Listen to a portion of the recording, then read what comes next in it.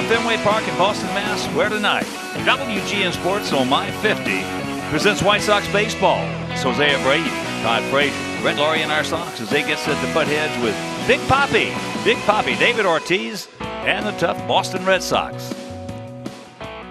Hi, everybody, and welcome. I'm Ken Harrelson with Steve Stone as we get set to bring you the first of this four-game set. As you know, we come out of Cleveland with a big limp in our step. We were swept there in those three games, but we only scored 2 runs in each game. In 2 of those games, we lost it by a score of 3-2. So we're hoping the top of our order can get something going against this knuckleballer tonight. Top of the order has been very good. Tim Anderson, Adam Eaton have done a great job, especially over the last 6 games. You see Anderson, who's a new leadoff hitter, hitting .300. They've scored 5 and 6 runs respectively. Adam Eaton hitting .500, and they both have 4 extra base hits. So with the power at the top, the speed at the top, hopefully the guys in the middle can start to turn it on and start driving home some runs. Well, one thing about it, if we only score 2 runs in each of these 4 games, we're probably going to get swept here too. So we have got to score some runs because they're going to score some. This is an offensive machine. The Red Sox this year have hit just about everything in sight. They've got young guys. They've got older guys. You see what they've done as far as runs concerned. Number 1, batting average. Number 1, extra base hits, on-base percentage, slugging percentage. Number 1, and that's in the major leagues. So this team can do it all. You have to outscore them, mostly in this ballpark especially, and they've got a knuckleballer on the mound. And he's a good one. He's their best pitcher.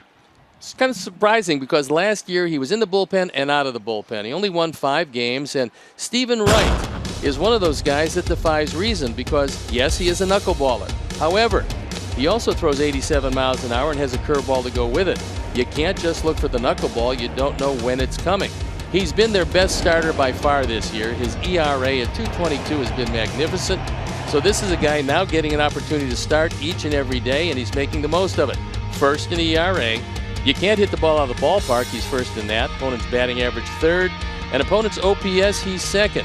So Stephen Wright is an unusual pitcher, and because there's so few of these guys like this, you have a hard time with them normally. All right, it's our Sox against their Sox. So sit back, relax, and strap it down. White Sox baseball coming your way.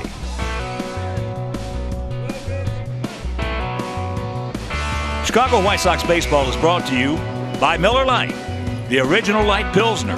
Cheers, it's Miller time. By Honda. Start something special with a great deal on a Honda, now at your Honda dealer. Xfinity. Xfinity X1 will change the way you experience TV. And by Ford, America's best-selling brand 6 years running, inviting you to check out our fuel-efficient lineup at your local Ford store or at localfordstores.com. And by your Chicago and Northwest Indiana Hyundai dealers who invite you to test drive our award-winning lineup today. Visit buyhyundai.com.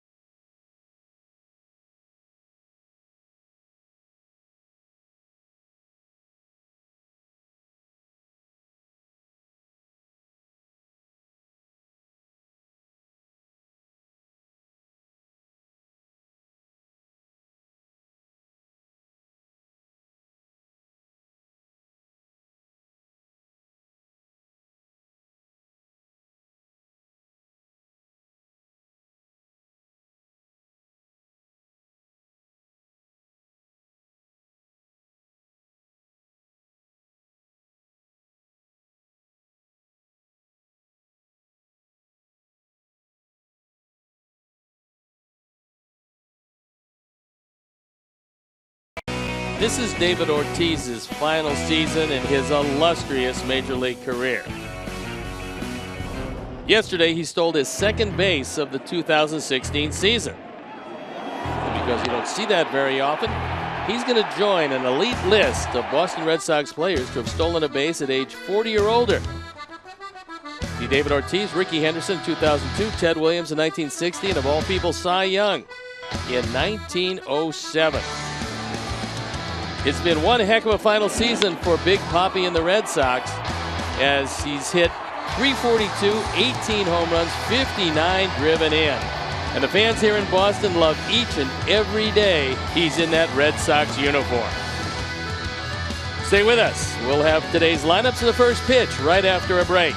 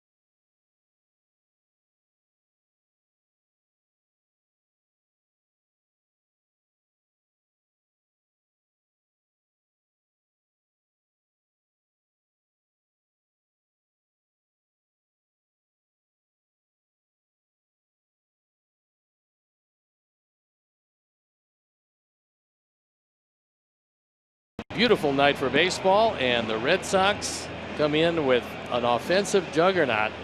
It's up to Miguel Gonzalez to hold them right there, and let's look at this Boston team. But before we do, Chicago White Sox baseball in high definition is brought to you by Xfinity. Xfinity X1 will change the way you experience TV, and here is the way that Robin is going to line them up. Tim Anderson leading it off. Adam Eaton in the 2 spot. Then it's Jose Abreu. Melky Cabrera, who's always hit well here. Then Todd Frazier, Brett Lawrie, Alex Avila, Avisail Garcia, and Jason Coates looking for his first major league hit in right field. The defense for John Farrell and how he lines them up behind right. Young, Bradley, and Betts in the outfield with Shaw, Bogarts, Hernandez, and Ramirez in the infield. Christian Vasquez gets a nod behind the plate. And there you look at Stephen Wright, on for his 14th start, 8-4, 2.22 ERA, thrown 3 complete games. Opponents hitting just a little over 200. He is a knuckleballer. Ed Hickox is behind the plate. Greg Gibson is at first. Mike Esterbrook is at second, and the crew chief Dana Demuth at third. So you can't just go up there looking for knuckleballs, because he will throw a fastball, topping out at 87, and the occasional breaking ball. So we're ready to play baseball, and here is Ken Harrelson. Hi, Steve. Thank you. Yeah, it's that old saying, don't look for something you can't handle. If he gets it over and it's moving, you're not going to hit it. But they can hang a knuckleball just like some guys can hang a curveball and a slider. And before we show you our picks to click, you at home select yours. As there is base hit back to the middle for Tim Anderson. And that looked like a knuckleball, which he throws a bit harder than most knuckleballers, and a promising way to start. You're going to have to outscore this team in this park, and that is the knuckleball. It's down, and Anderson stays right with it, takes it right back up the middle. Bogarts can't get to it. Either can Hernandez.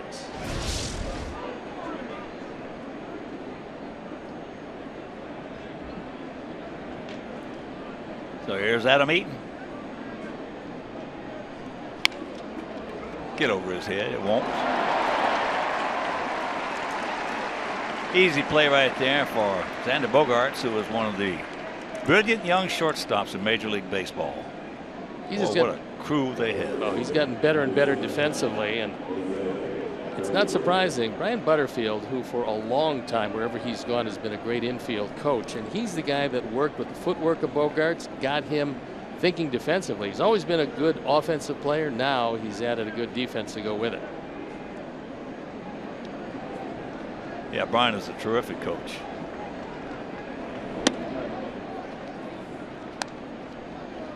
Abreu. He's faced right 5 times, has 2 hits, 1 of which stayed in the park. Yeah, Stevie, you're so right. You got to outscore these guys. 2 runs a game is not going to probably do it. No, certainly not in this park. That's out of play right side. As you would expect, another huge crowd. They're averaging 35,440. They're a little bit late arriving, but yeah, in the not too distant future, they will pour into the ballpark and it will be filled as it normally is. There'll be a Fanny in every seat. They got a very entertaining team to look at. That's the reason we got to talk to Big Papi and get him not to retire. Hate to see anybody go down, and certainly hate to see great players retire, especially when they can still play. Even with the numbers as staggering as they are, he keeps insisting that regardless of what, the way he's looking at it right now, he will retire after this season.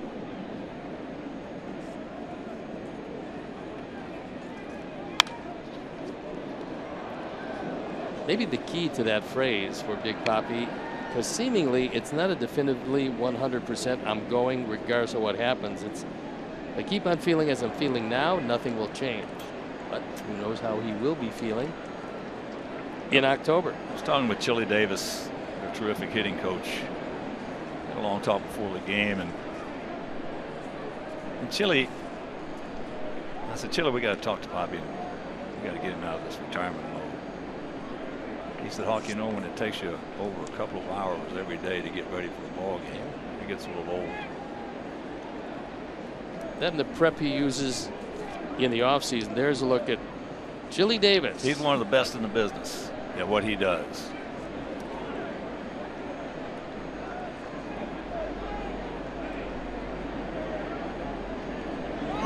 There he goes. Now, Vasquez used to have a cannon for an arm. It's a good arm, but it hasn't come back yet from the surgery. And so one of the things with a knuckleballer and a catcher who's been surgically repaired, as Christian Vasquez has been, you're going to run probably a bit more than you normally would. And it's good to see the guys at the top of the order start to show some movement, because it will pull the infield out of position and open it up for ground balls that wouldn't otherwise have gotten through.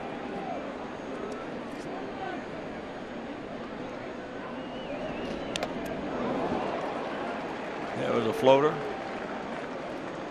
And people have always, that's been one of the age-old questions in baseball. How do you hit a knuckleball? Well, that, my friend, is a story of like a fingerprint. You got to find your own way. There have been so many different methods and so many different philosophies on how to try to hit a knuckleball. And of course, I had the honor, really, in retrospect, to face the greatest knuckleballer of all time, White Wilhelm. We got 1 hit off him in 6 years. I can't believe there's any overriding philosophy saying do it this way and you'll be successful. Right, there's none. Exactly right.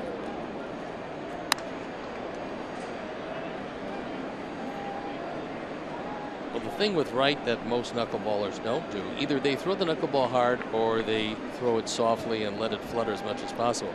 He will, just like curveball pitchers, he will change speeds on the knuckleball. We saw one at 63 to Jose in this at bat.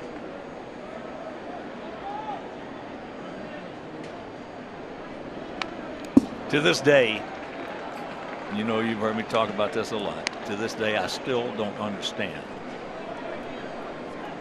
why major league clubs don't take the lower tier of their prospects that they signed as pitchers who are failing and take them down for a month or 2 months and hire somebody who was another, like Charlie Huff or one of those guys, to come in and teach them how to take it. If you get one a year out of there, it's worth every penny you spend, because they are staff savers. And in today, a staff saver is more important than it's ever been. You can get one a year, it would be a miraculous accomplishment. I mean, then they would be worth every cent and then some. Oh yeah. Oh, I mean, and nobody does it. Nobody does it. It's insane is what it is. The ball's bobbles, and they can't get him. So it'll be an error.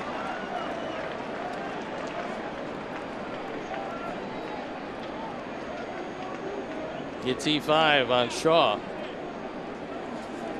This is 9th error. He hits it hard, but this should have been 2 and wasn't. Well, when you get a break like this against the other team's best pitcher in his backyard, you've got to take advantage of it. Well, Milwaukee's always loved to hit in his ballpark, and so now an opportunity to do just that. And Vasquez goes out. He wants to talk with Wright, because with a man at second base, they're going to use a different set of signals. Well, at one time, center field, they had to call it Canigliero's corner because of the fact Tony was hit by Jack Hamilton. And eventually, as it turned out, it killed him. But they used to have a tarp out there that they put in after Tony was hit. And now that is gone. So they wanted the extra seats. They've got the extra seats. But a lot of times, you just can't pick it up out there. Is that where the tarp was? Yeah. The extreme left field side of center? Right.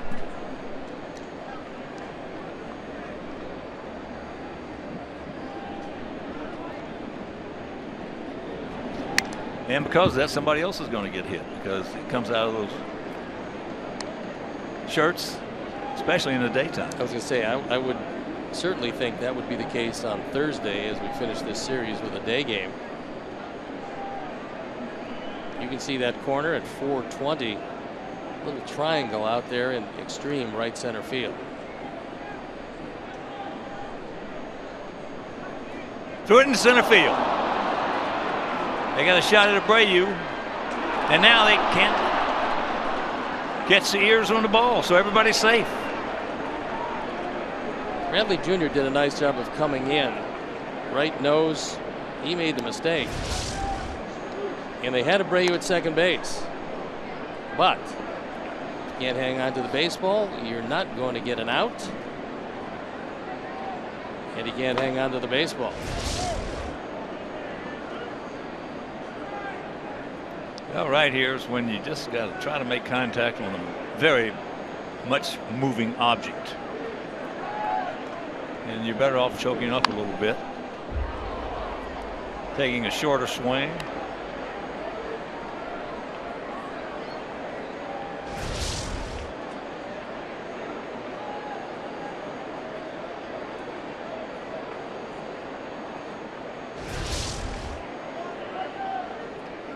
The 0-2.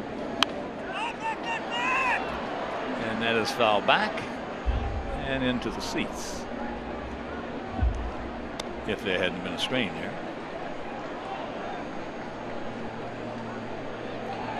Two Boston errors, and so John Farrell knows that his team scores a whole lot of runs. He certainly wants to stay out of the big inning, so he's conceding a run.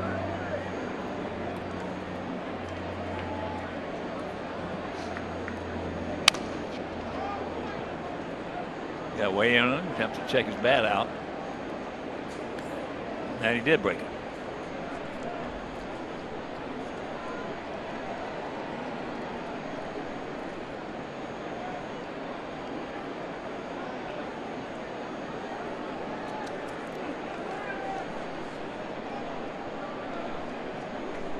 Boston came into this game with just 32 errors.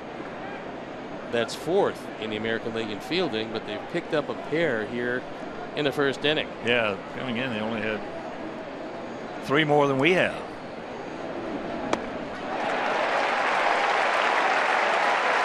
Two out. And from a guy who doesn't strike out very much, that is a key strikeout for Wright. That's a knuckleball that just disappears at the end.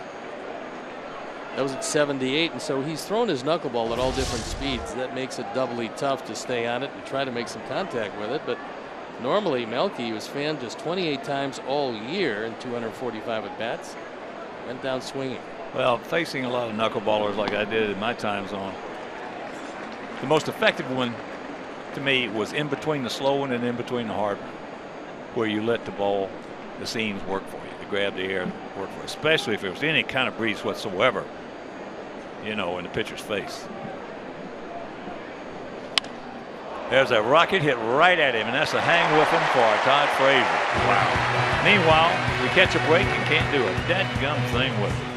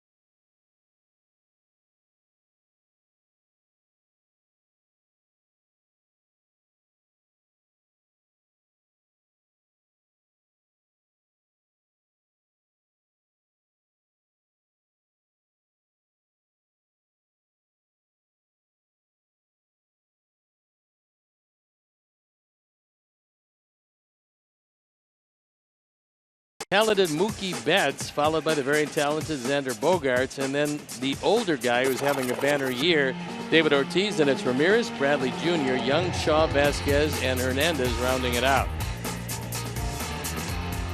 The defense, and Al Robbins going to line them up behind Miguel Gonzalez, Melky, Adam, and Jason in the outfield with Frazier, Anderson, Laurie, and Abreu in the infield. Alex Avila behind the plate and Miguel Gonzalez on the hill. He's 6-1 lifetime against these Red Sox. He's thrown very well against them. On for his 9th start, 1-2 for 74 ERA. He said he loves to pitch in this ballpark, and for him, he talked about one of the keys is throwing inside, especially to the right-handers. He said, you keep throwing away to right-handers in this park, you're going to have a whole lot of trouble. Well, it won't last long, though. No. You'll be out. You'll be out of there in a hurry. Yeah.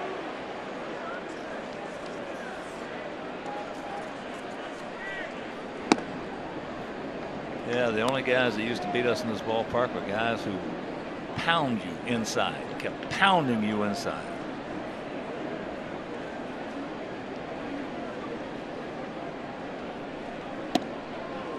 There's a strike. Mookie, 295, 15 long ones, and he's driven in 50. Pretty good numbers for a leadoff guy. Especially for a guy that was an infielder. They seem to raise a lot of shortstops here and then shifted to the outfield. Now he's a very good right fielder. 23 years old.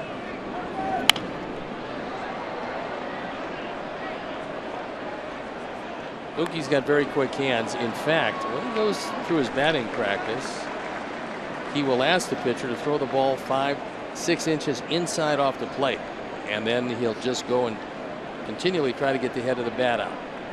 Trying to work on the speed of his hands, which are awfully quick, and all 3 pitches have been away, as you can tell by pitch tracks.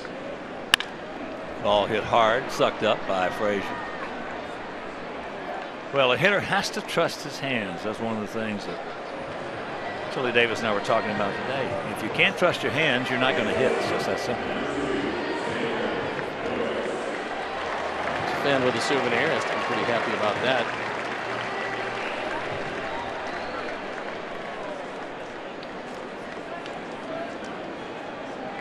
Here's a guy that's putting everything together. Well, here is one of the terrific talents in the big leagues at shortstop. And he's another 23-year-old. Hitting .352, 9 homers, 46 knocked in. Last year he had .320. Drove in 81.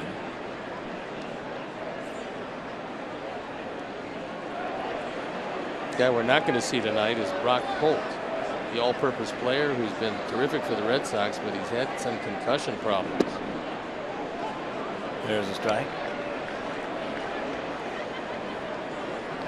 There you look at Bogaerts as he leads the league in hitting. David Ortiz knocking at the door along with Jose Altuve.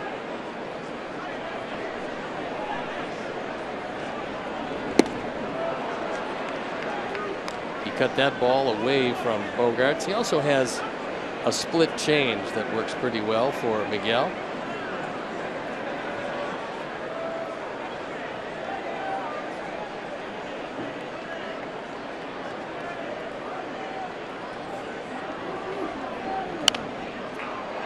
Fouls that back. You know, talking about trusting your hands.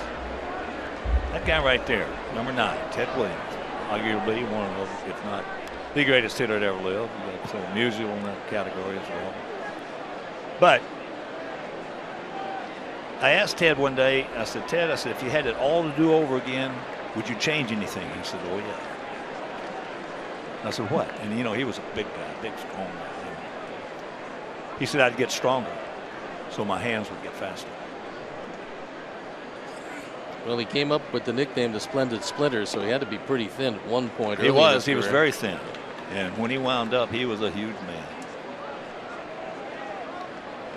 And even he was a little older. He and I played golf together down in Sarasota, and he could still hit the golf ball 300 yards when he was in an older age.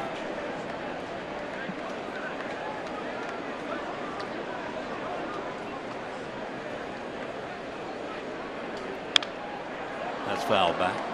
But he said, when he said that, it shocked me because as strong as he was, he hit some landmarker home runs in the course of his career.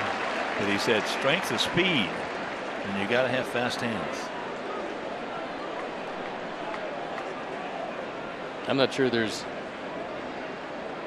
anything you can't do if your hands are quick enough to protect the inside part of the plate.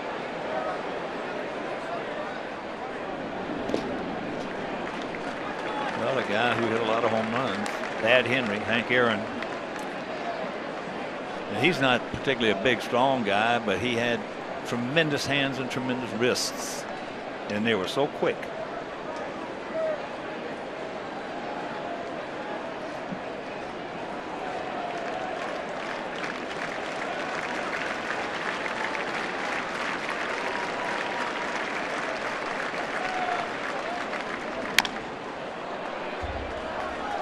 And look at this. Jim Angio found this red seat, that red seat right there. See that red seat? That's where Ted Williams hit one. And he's going to keep pulling back and show you just how far that is. That's a jaunt.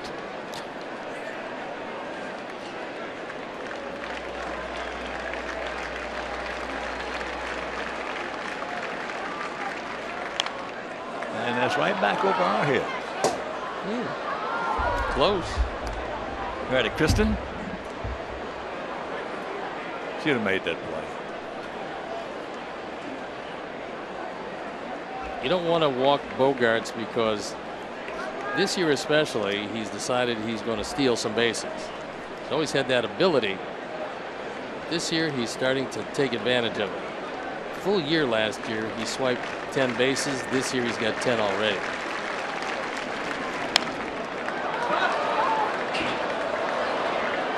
This going to be an 11-pitch at bat at the very least as Bogaerts continues to battle. And Miguel's thrown him just about everywhere. There is the big man. Well, if you're talking about all the great shortstops that we had, the young ones, Bogaerts, at 23 years old, is more advanced offensively than any of them. He's just a special player. Woo, caught a break. We'll take it. He gone.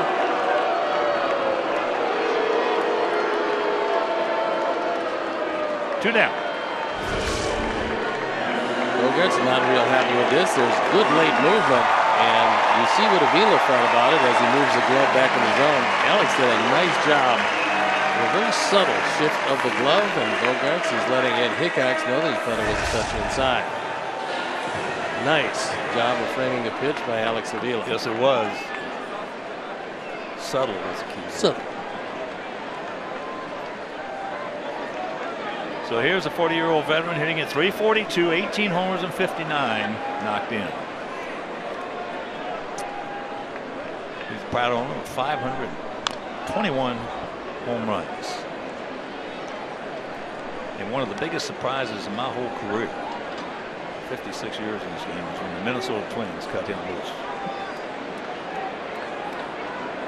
Well, on the artificial surface, they felt, and at that time they had a special type of player. They didn't feel that he was their type of player. Boston obviously felt that he was. Worked out well for the Red Sox. You got time. Takes it, makes it. And that'll retire the side.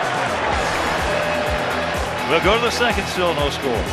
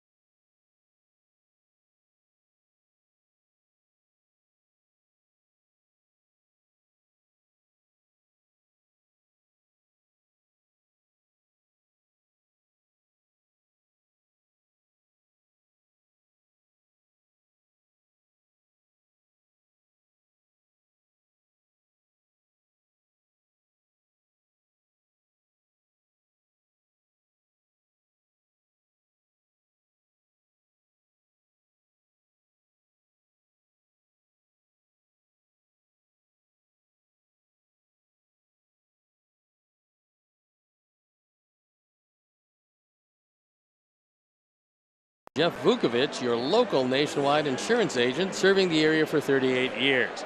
To join the nation, visit jeffvuk.com because Nationwide is on your side.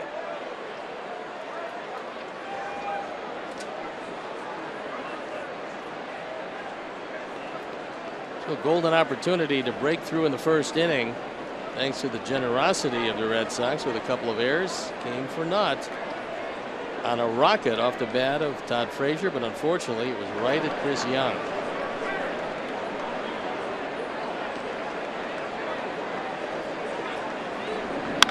That ball ripped right at him and over his head. Oh, that ball took off. That knuckled on the knuckle.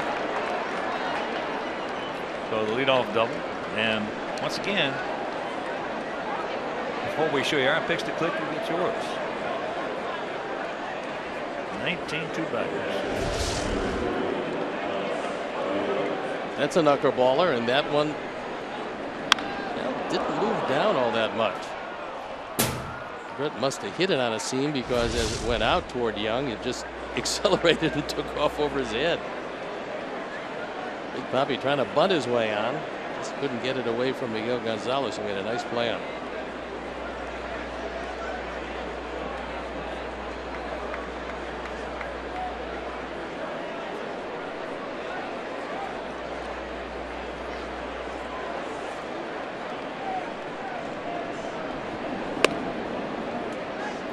Alex.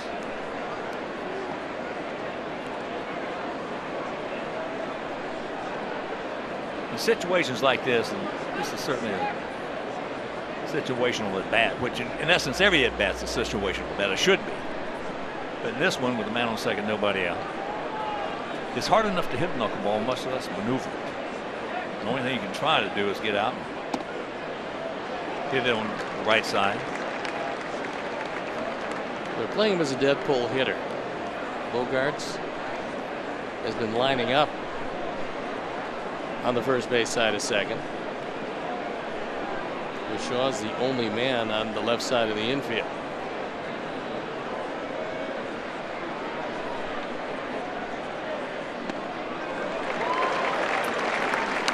One and two the count.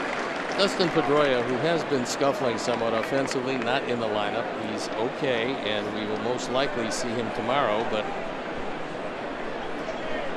he's an excellent player who's just, although he's hitting .302, it hasn't been good recently, and so John Farrell giving him the night off.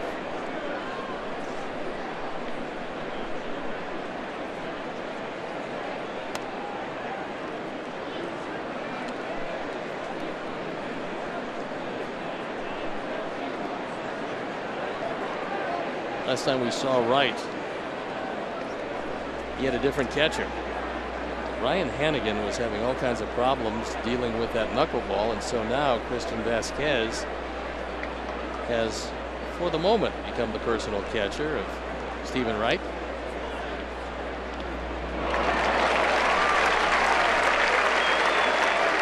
All right, so one out. Let's check out our picks to click. Mangio, director and crew, what the coach. So he's going with Melky.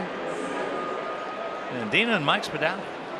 Matt Nykiel, Leo Brady, and now we're going to go with Tim Anderson, who singled to lead off the game for us last inning.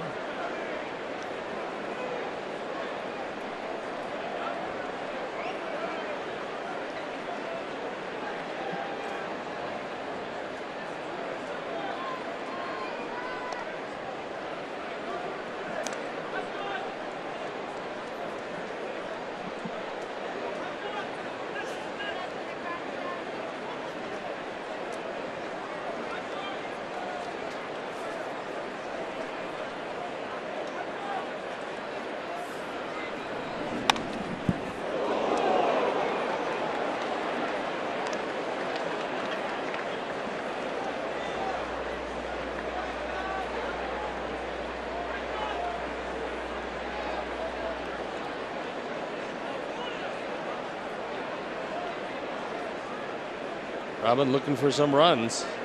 Knows he's going to need them tonight. Both pitchers, however, scoreless first.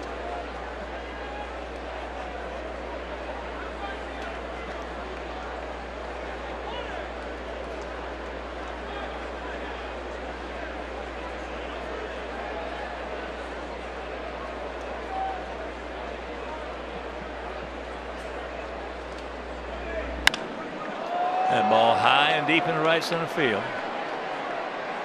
They got a couple of guys there to get it. Look at the gun here. Jackie Jr. Obviously he can throw.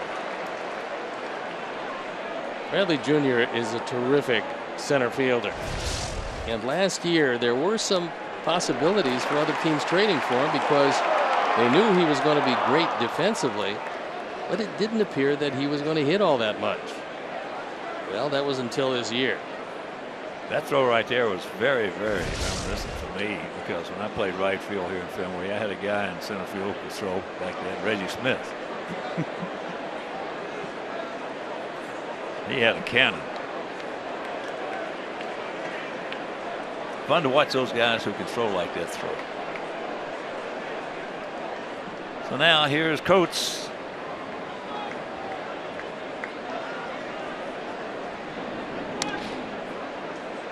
What you hope for here when you get in this situation, man on third and 2 out, is hope for a pass ball or a wild pitch from a knuckleballer.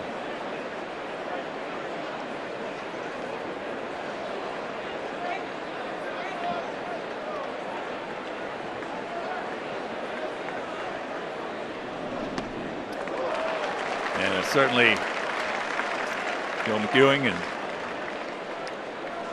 Bedlaurie have talked about that.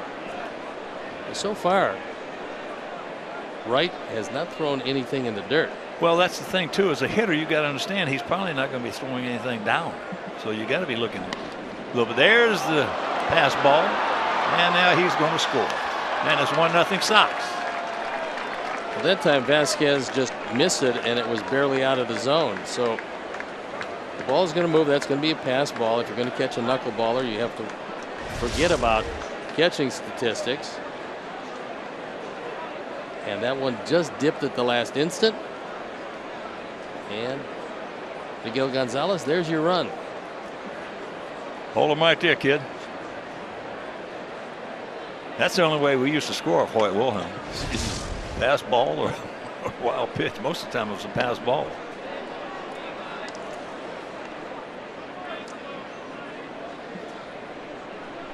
Wilhelm, of course, you youngsters out there, pitched for a lot of clubs in major leagues, and White Sox. Our White Sox were one of them. And there's ball 4.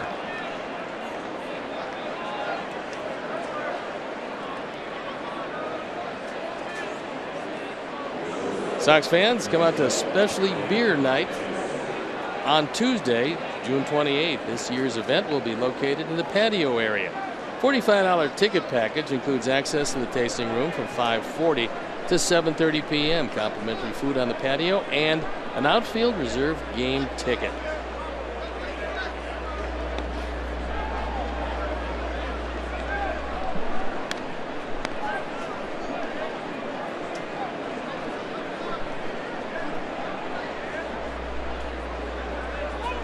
That's why base running when you're playing against a knuckleballer is so important. In actuality, you ought to have that kind of be on your toes posture every time you're on base, but especially it just heightens when you get a knuckleball.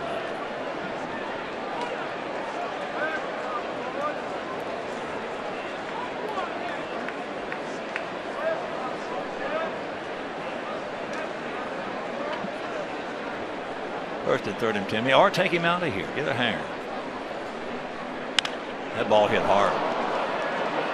Way back. He's there.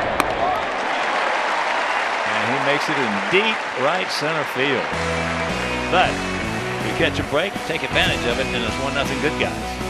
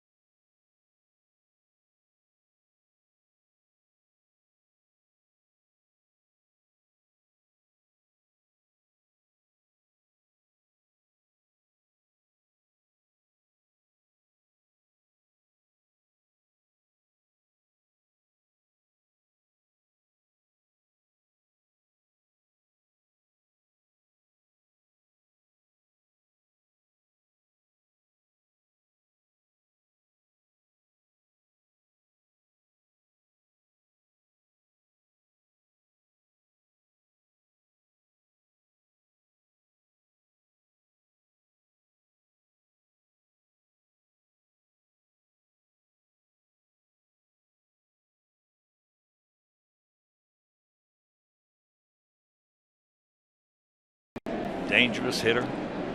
This lineup was full of dangerous hitters.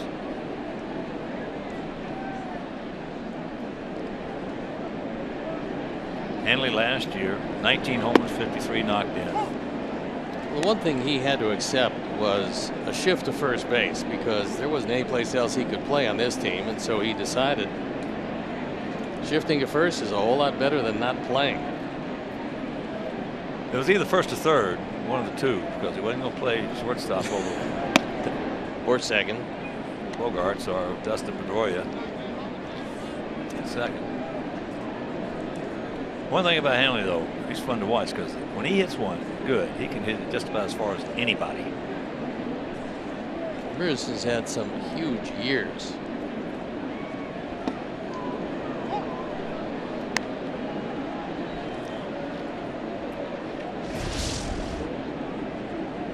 And this one, good curveball, buckles the knees of Ramirez, snaps over the plate.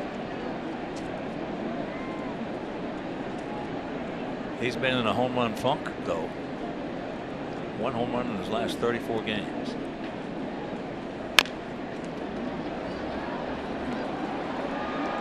Guns it over. Nice play. Moving that far forward, that fast, and to get a lot on it. Good play. Little chopper in the infield, and Todd Frazier realizing that not only is going to stay fair, but he's got to get it over in plenty of time. And he does so by a full step. So here is Jackie Bradley Jr. hitting at 309, 12 homers, and he's driven in 45. Takes first pitch strike on the inside corner.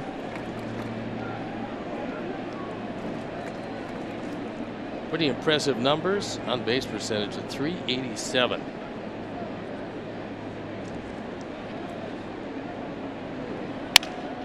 Broken bat.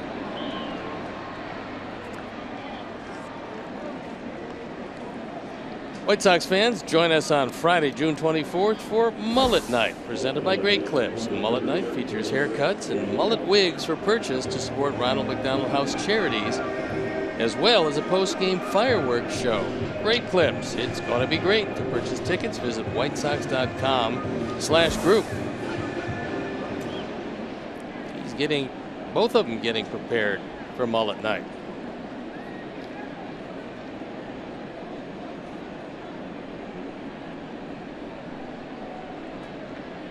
His former Sox property. That ball hit hard, but we got a man there. And that is a nice 1-2-3 inning. That's 6 up, 6 down for Miguel.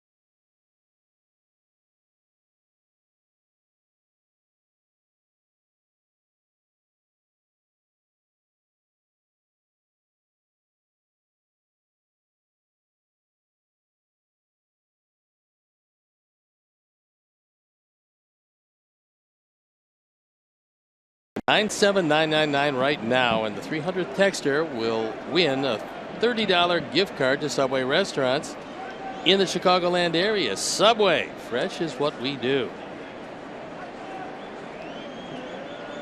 Adam Eaton will lead it off for us here in the top of the third inning. Adam lined out to Bogarts at short. Takes first pitch strike.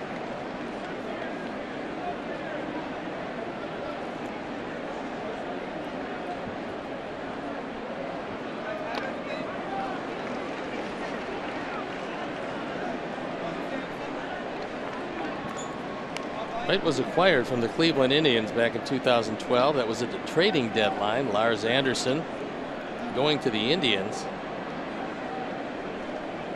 But he's not the same pitcher these days. He was moving in and out of the bullpen at various stops.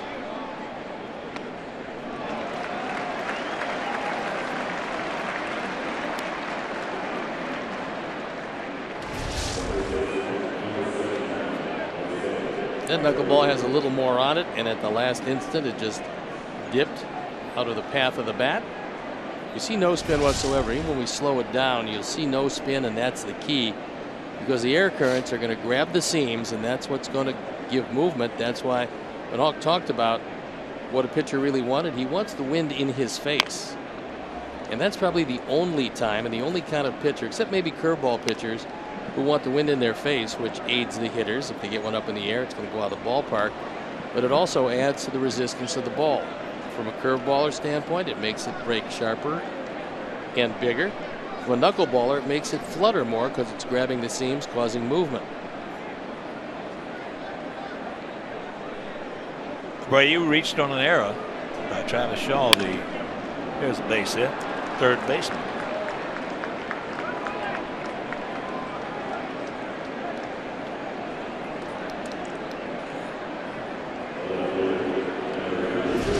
We're going to take a look at and slow down the knuckleball to Eaton, and this is about as slow as you can get. You see on the ball, no spin. That's completely the antithesis of every other pitch a pitcher throws. He wants as much spin as possible because spin will cause late break and it'll cause bigger break, but not that one. Here's Cabrera, and he's making the right move. He struck out his first at bat. He was hitting left-handed. So he's going to hit right-handed now against Wright. There's a lot of guys that will do that against a pitcher with a great changeup. A switch hitter, they will hit him from the side the pitcher throws. I think, yeah, more and more guys will do it off a knuckleballer. I know Mickey Mantle would hit right-handed off. There's a chopper. Rack him up. We'll go to the bottom of the third. 1-0.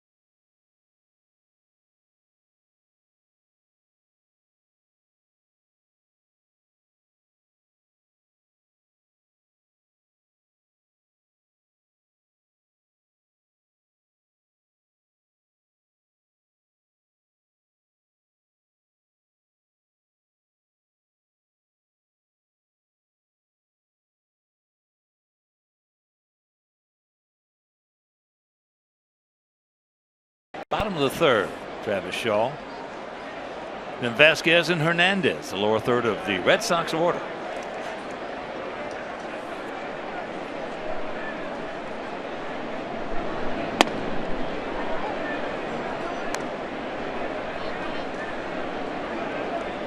So at 271, 7 homers, 37 knocked in.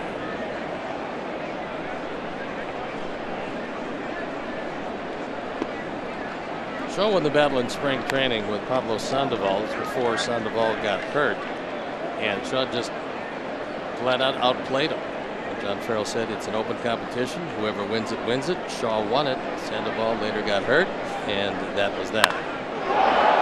Good foul. Good foul. Goodwill. Right.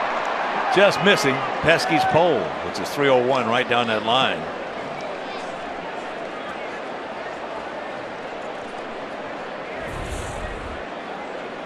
It's this ball hard, and fortunately it hooks in front of the pole.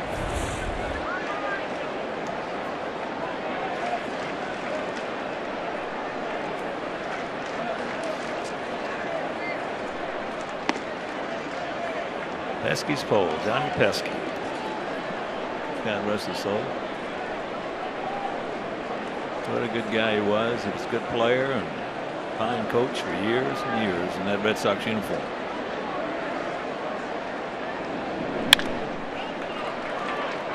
Brett.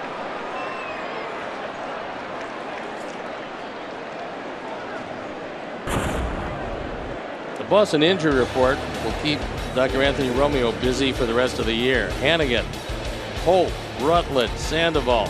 The big one, Carson Smith, with Swihart and Workman, all hurt. And the injury report is brought to you by Dr. Anthony Romeo Orthopedics. If you have a shoulder or elbow problem, go to RomeoOrthopedics.com or call 312-432-2342. So here's Vasquez. Christian Vasquez, the catcher. Hits that ball hard. That's going to be a base hit. So you can cancel the post-game show. That's their first hit, first base runner.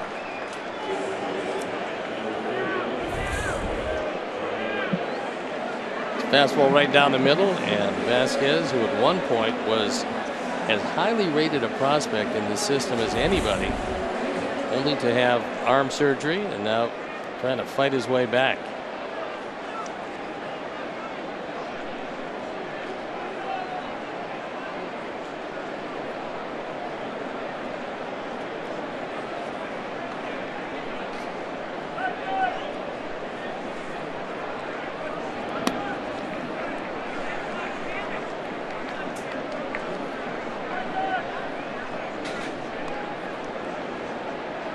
Want to know the count. First of 4 against these Carmines. Hernandez has played in 17 games before tonight with only 18 at bats. He's used as a defensive replacement for the most part. That's a base hit.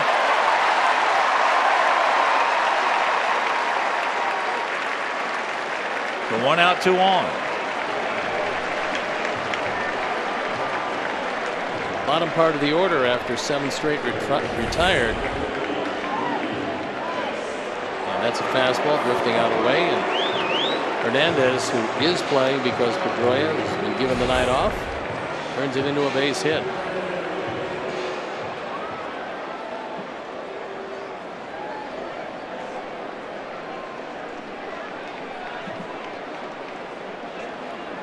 And here is Mookie Betts. Got it out to Frazier.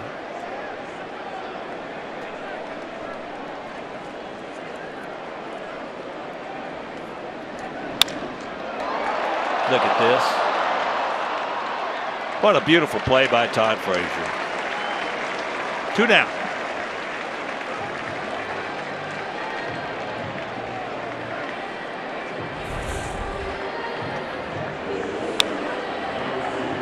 Todd with first step quickness to his left. Then you think about one not with the speed of Mookie Betts. Keeps his ball out of left field. And now runners at the corners. And here's Bogarts. He was called out. But we got a break there because the pitch they called him out on was the ball. You would think even with Bogarts up, Mookie Betts would be looking to steal a base here. He's 11 of 12 in that department. Boston 47 and 7. They've been aggressive and they've been successful in stealing bags. Pops him up, and he's going to get out of it. Kim is there, and that'll retire the side. So we have lead it 3, and we lead it 1-0.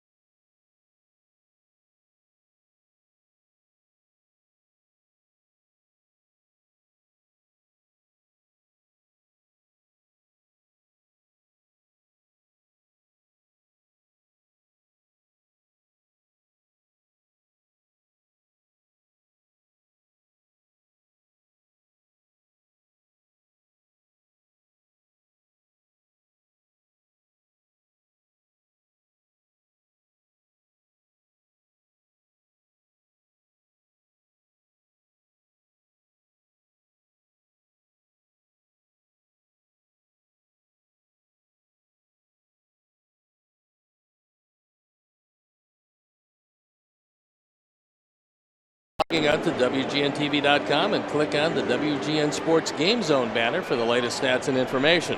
Sox Game Zone is powered by Dodd Camera.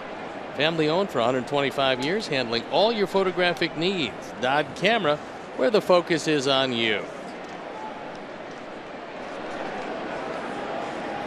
Beautiful play by Frazier.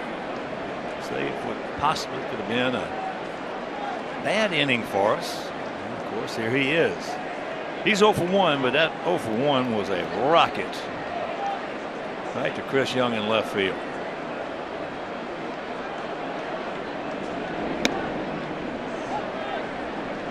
Take strike 1. Outfield straight up, spread out, spaced about equidistant.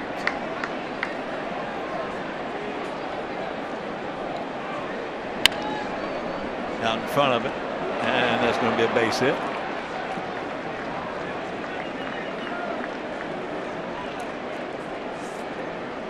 Sox fans, join us as the White Sox take on the Atlanta Braves on Saturday, July 9th at 1:10. First 20,000 fans will receive a White Sox cap presented by the private bank. So purchase tickets today by visiting whitesox.com or calling 866-SOX-GAME.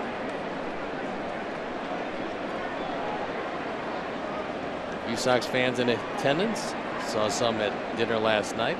Folks making the drive or flight here, take in a series at Fenway, and the weatherman cooperating tonight. Here's Brett. He doubled and scored. There's a little soft pop up.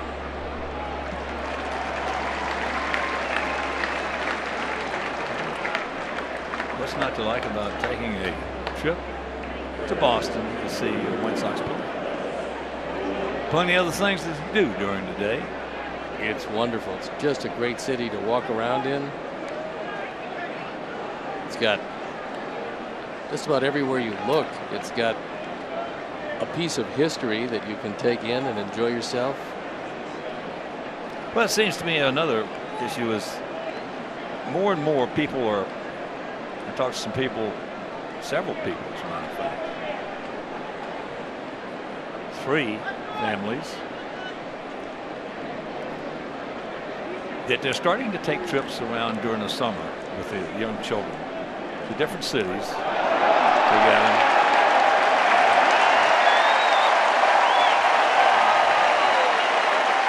What's happening these days is that the advanced scouts are talking about the walking lead that Todd Frazier would like to get, and so the pitchers that hold the baseball allow him to take a couple of steps off and then go behind him are the guys who are successful, and he's picked off by plenty. There's that walking lead and the throw behind him, and Hanley tag on him. So here's Avila. But they're starting to take more and more people starting to take trips during the summer with their children to several ballparks around the country to see the White Sox play. It's a great experience for the kids. In fact, I talked to a youngster in Cleveland. They're going to try to make 10. He and his mom are going to try to make 10 ballparks this summer. It's great. Oh, there's number 14 on that jersey. Yep, number 14 did not like to hit against knuckleballers. Canerico.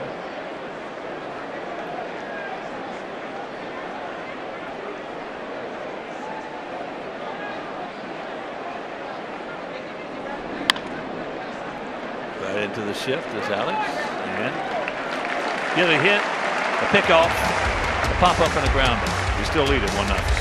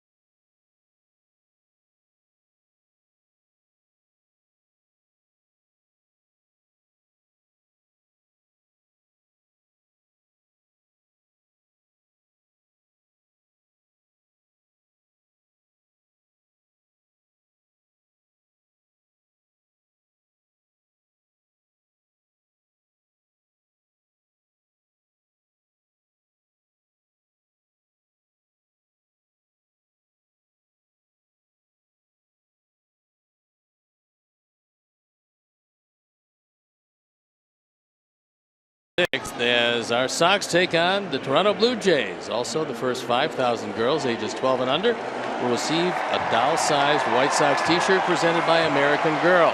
For tickets, call 866-SOX-GAME or visit whitesox.com.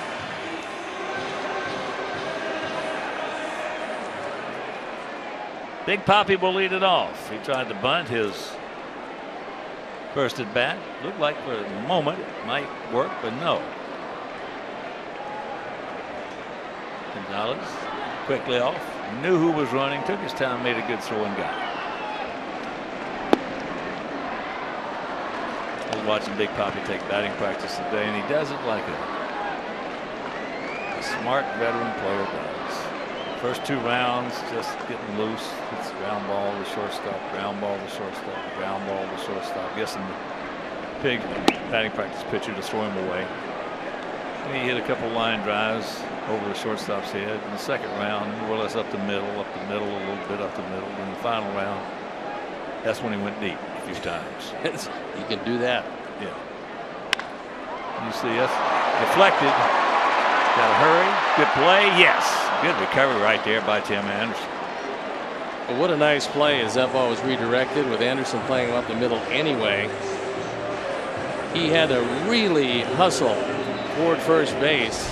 And again, it helped that it was Big Papi. So our Mazda replay, the deflection, and Anderson bare hand to first base. And we haven't found one play the youngster can't make yet. The more you see him, the more you like him. And the more you see him, the more you get the impression that he might be ready to play up here. Well, he's got. But again, on the other side of that page, reflexes. there's where the pitcher doesn't know where his defense is. No, because it's right up the middle. I mean, if you let it go, right to him, it's going to be right to him. Not easy to do that to the glove side only because it's a reflex. However, sometimes you're better off, instead of deflecting it, letting it go. Well, if you know where they are, that's what would have happened. If you don't, then you're going to have that reflex action. Hanley grounded out to Frazier. Hit it softly down the third base line. Todd had to run in, throw running very hard, get something on it to get him at first, and got him easy. 2-1 to count. Hanley's been one of the dominant offensive players on various teams he's been on. The Florida Marlins hit .301 one year, 33 home runs, but only 67 driven in.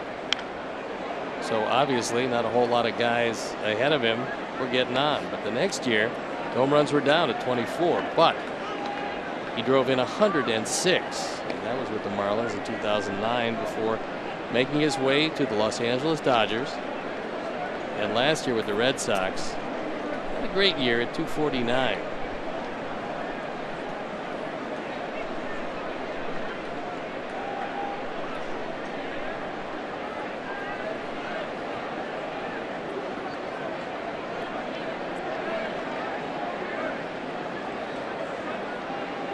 Originally property of these Red Sox, who signed him as an international free agent back in 2000.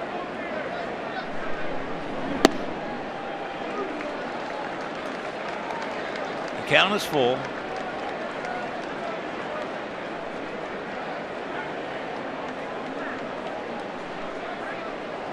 Jackie Bradley Jr. in the on-deck circle.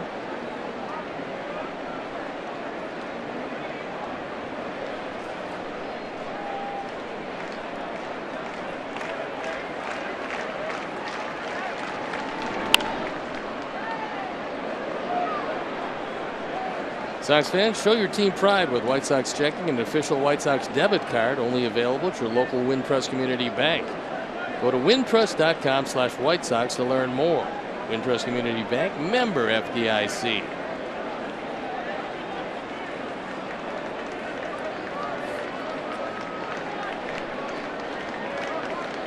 Payoff pitch. He gone. 2 down. Second strikeout. Paul Miguel goes upstairs and throws a fastball by him. A little late life on that one. And talking about Jackie Bradley Jr. over the last year or so, where a lot of teams inquired about him. His first shot with the Red Sox, 2014, only hit 198. Last year, 249. So it didn't appear like he was going to be an offensive force. Well, he has been every bit of that. Well, he's 26 now, and sometimes we talk about guys with talent, who haven't figured it out. When they get 26, 27, sometimes even 28. But most of the time, 26 and 27. If they don't figure it out, then they're in trouble. Well, he seems to have got a pretty good idea about what's going on. Well, that's it is. You know, Steve, that's the whole thing. It's just having an idea. And that's what Chili and I were talking about today. Guys having an idea at the plate. And the only way you can change your focus from mechanics to being dangerous is by having something that you can focus on other than where your hands are, where your feet are, in your swing. And then you get a chance to start figuring it out. Got him. 1, 2, 3. And we're leading at 1-0.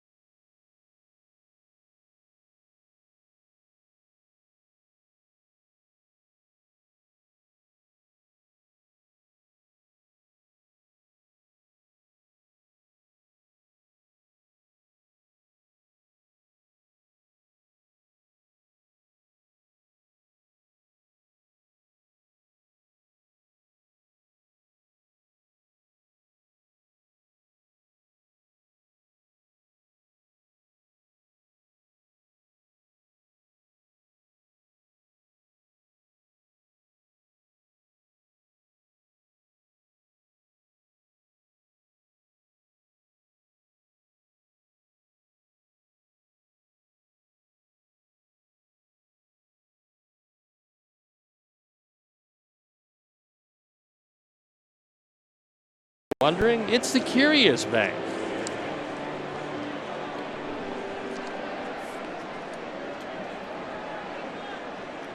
Fifth inning.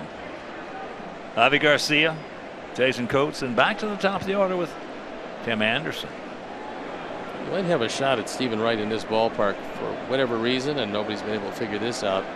3.19 ERA at home, only 1.54 on the road. It's out of play. I just got a text in between innings there. A guy says, well, how do you change your focus at the plate to have an approach rather than think about mechanics? Well, one way to do it, Jim, is make every at bat a situational at bat. And if you're thinking in those terms, you won't think about mechanics. And I'll give you an example of that. It's a 2-hopper to Bogarts, and that's out number 1. Ivy now 0 for 2. If you make every at bat a situational at bat, say you come to the plate like Ivy did right there, leading off. You're on top 1-0, top of the 5th inning. Nobody on base. You're leading off the inning. If you make in your mind, if you're saying, okay, this is knuckleball, I'm not going to try too much with it. I'm just going to try to knock it right back through the middle, maybe tear him off the mound. You can't think about mechanics if that's what's going through your head. Now, let's say you got a man on first. Make that a situational at bat. And then if you've got 2 outs, nobody on. Okay, let's maybe take a shot at this. I'm going to make him get the ball up. And those thoughts right there will take mechanics and put them out of the way. You won't be thinking mechanics at the plate. But every at bat there's a situation for every bat when you go in that box.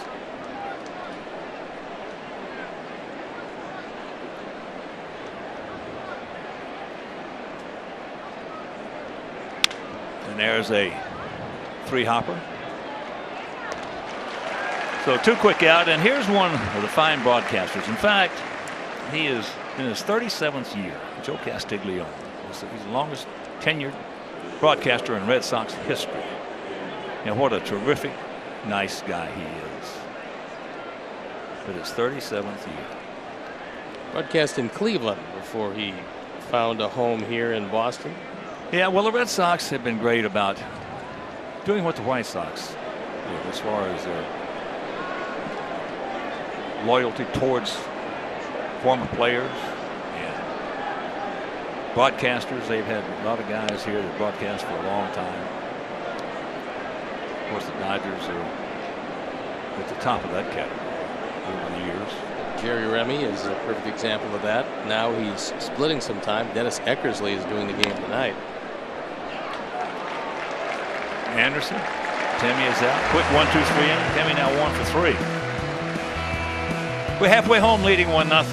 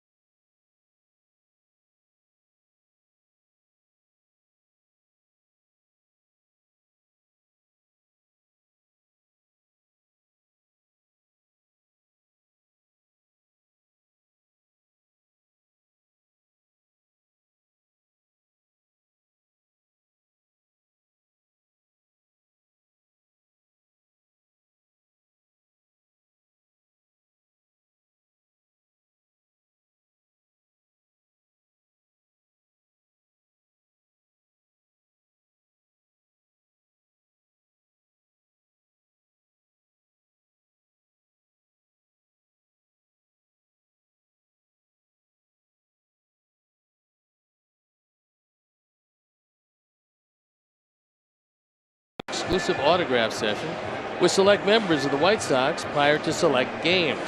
To purchase those special ticket packs, please visit whitesox.com/autographs.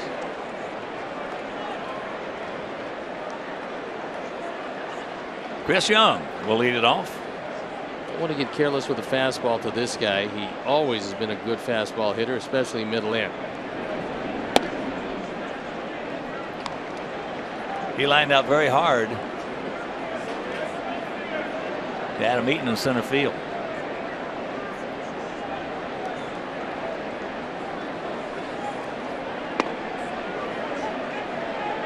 Count evens at 1. First of 4 against these guys. Tomorrow it'll be Chris Sale against Clay Buchholz. That game will be over Comcast Sportsnet. That ball hit high and deep into left field, but right in front of the scoreboard is Melky. Didn't sound very good coming off the bat, but it carried pretty good there to left. On Wednesday, it'll be Jose Quintana against Eduardo Rodriguez in that game, also Comcast Sportsnet. And on Thursday, James Shields against Rick Porcello. The main theme that I read about, talked with Coop or Shields about it, as Coop said, we need more strikes. 2-0-3-1. Won't get it. Going to get you a lot of earned runs. There are only a few guys can possibly get away with a game pitching 2-0-3-1, but those are your elite stuff guys. You don't pitch 2-0-3-1 in the major league with Cunning and Guile.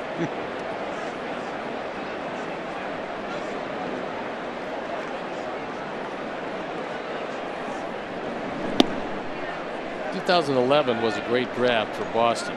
because out of that draft came Travis Shaw, the man you're looking at, and Jackie Bradley was in the first round supplemental, and Mookie Betts in the 5th round.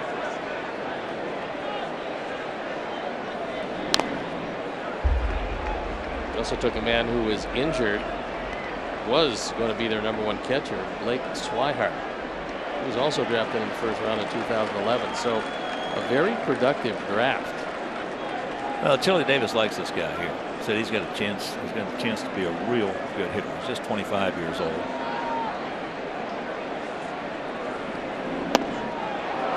Not on that. He gone. 2 down. 4 strikeouts now. 3 out of the last 4 hitters. This one just floats high and away. It's a fastball with movement then. That ball has some great movement on it.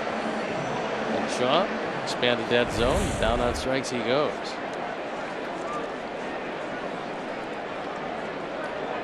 Vasquez picked up their first hit, a line shot, single to center, back in the 3rd.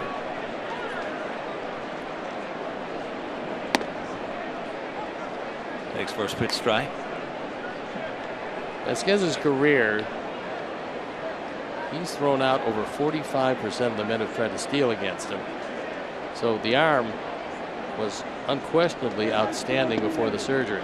Well, that's in that Ivan Rodriguez and Johnny Bench category right there. You don't find a whole lot of that. But Vasquez had that, and although the arm is not 100%, it's still pretty good.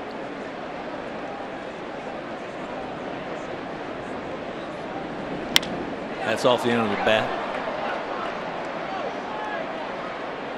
Adam is there, so a nice, easy 1-2-3 inning. We'll go to the 6th with this 1-0 lead.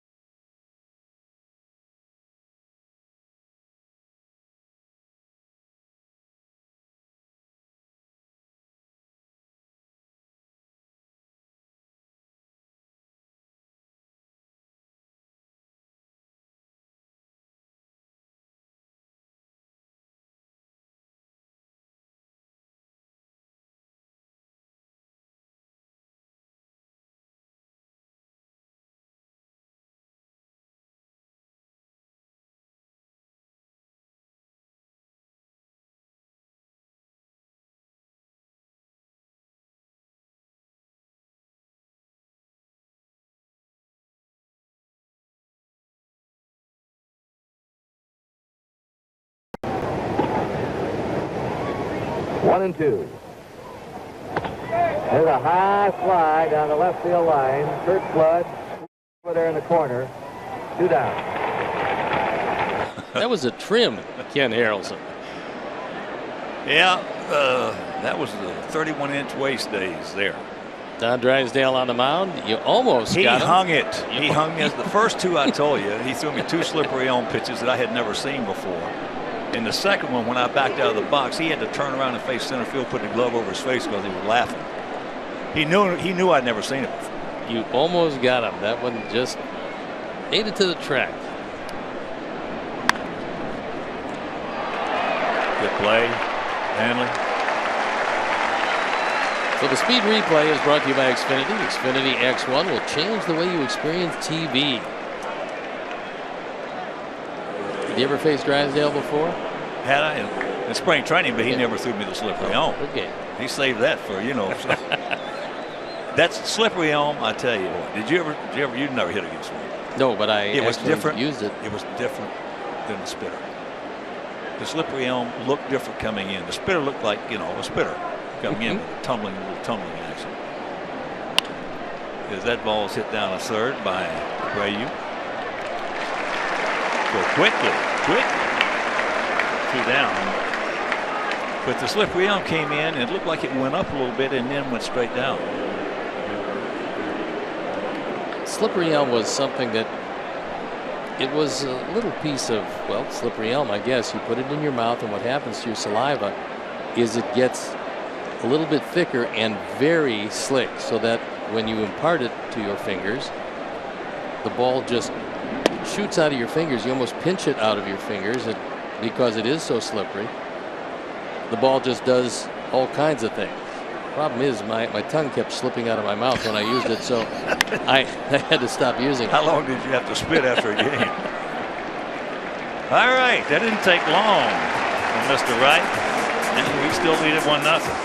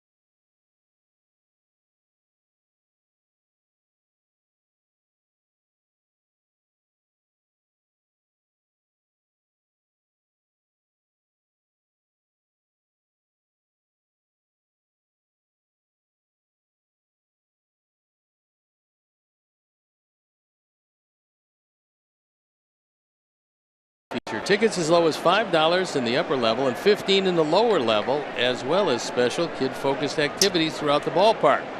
You can also get parking. It's available for only $10. Visit whitesox.com/Sundays to purchase your tickets today. Here's Hernandez. First pitch strike. Marco Hernandez, 23 years old. I want to tell you, this Red Sox team's got some good young talent.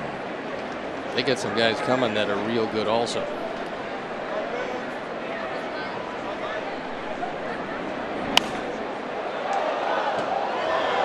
Got a hitter out of University of Arkansas who was drafted in 2015, Andrew Benintendi, that people figure he might be included in a trade that the Red Sox are going to have to make. They need a starting pitcher badly, and they've got a very productive system. They're rated 3rd in the major leagues as far as talent is concerned. They have a youngster by the name of Yoan Moncada. They paid $63 million for the Cuban player. He can run. He's got big power, and a lot of people believe he could be included in the deal. But they need a relief pitcher, and they need a starting pitcher. Everybody needs relief pitching. Everybody. You got 30 clubs. You got 30 clubs that need relief pitching.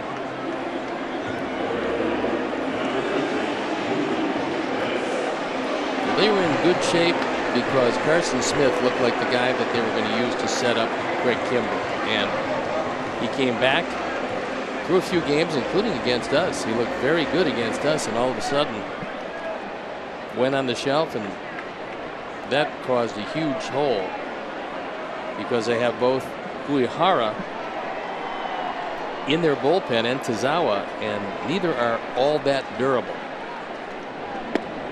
First pitch strike to the leadoff hitter Mookie Betts. Very dangerous. 15 homers, 50 knocked in.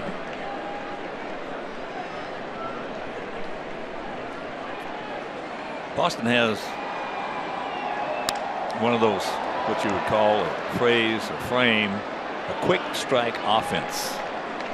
They can put 3 or 4 or 5 on the board in a hurry.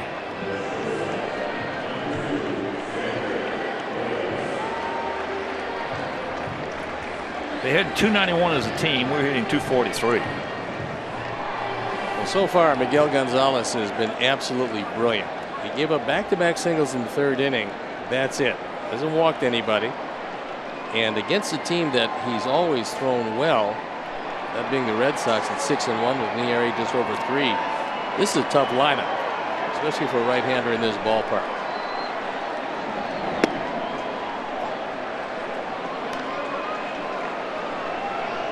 And Miguel has got it all together. 14 pitches, 17 pitches, 17 in the first to 14 in the fourth. That's been it. Other than that, not too many, and he's really handcuffed some very good hitter.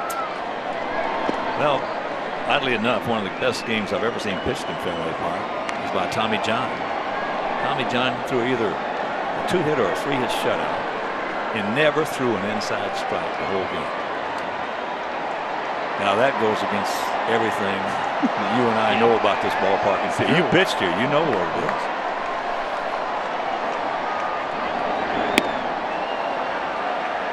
Good cutter on the outside corner, and Bogarts inquiring back to Ed Higgins if it was a strike. It wasn't, but your swing made it one. There's 2 guys that I'm still wondering when they're going to go in the Hall of Fame. That's Tommy John and Jim Cott. Well, a lot of wins for both. Well, Jim Cott, both of them should be in the Hall of Fame. Look at Jim Cott's gold gloves. I mean, that has to be taken into consideration. Yeah, he could do that.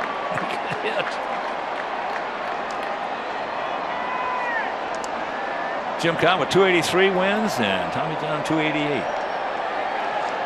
Kitty is as good as anybody with that leather, as he just got a piece of that.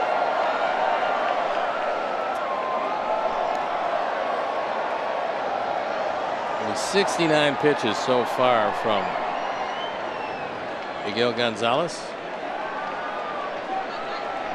Well, arguably one of the greatest pitchers that ever lived. There's no question about it. Not arguably, he was Sandy Koufax. And Tommy John had more innings after his surgery than Sandy Koufax had in his career.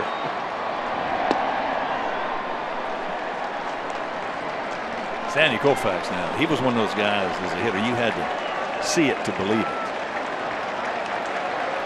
You just couldn't sit on the side not playing against him and look at him and say, oh, he's got good stuff.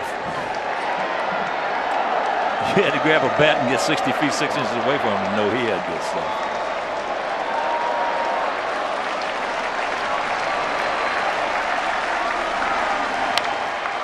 That's foul back. These 2 guys hooked up for quite a battle in the first inning. And there's a chance. There's a chance. There's no chance.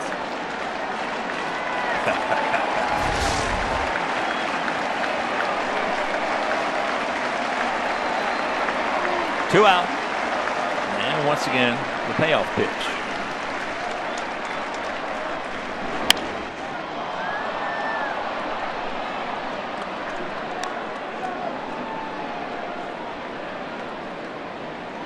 It's going to be a 9-pitch at bat.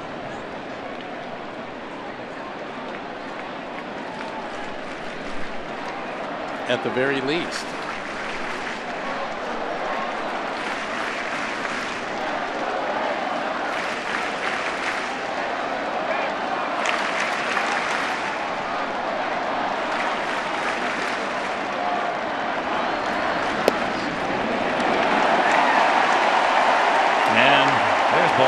That's the first walk issued by Miguel.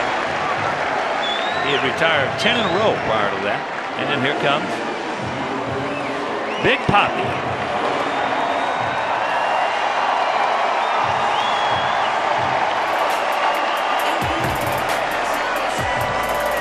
So Bogaerts, who had an extended at bat in the first inning and an extended at bat here in the sixth, has seen 21 pitches. Of the 73 that Miguel has seen. That's not bad. Now you have to certainly keep your eye on him. 10 steals. He's caught twice.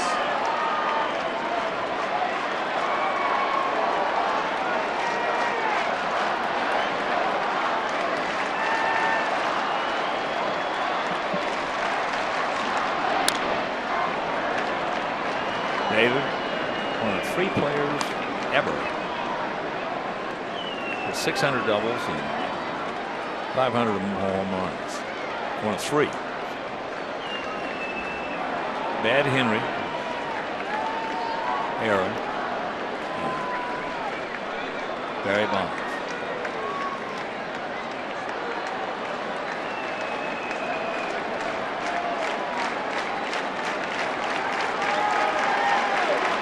And Ortiz, one of the greatest clutch hitters we have seen in the last 50 years.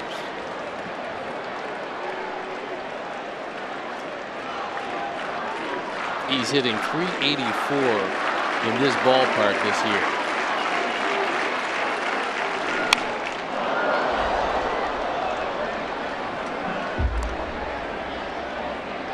Oh boy, Jim Angel painting a beautiful picture for you with that gorgeous shot of La Lune.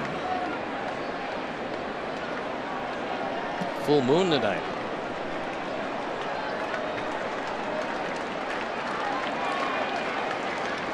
Red Laurie way back on the grass.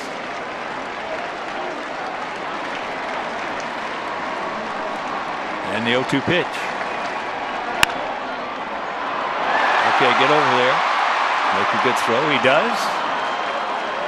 And that'll retire the side. We're into the 7th with a 1-0 lead.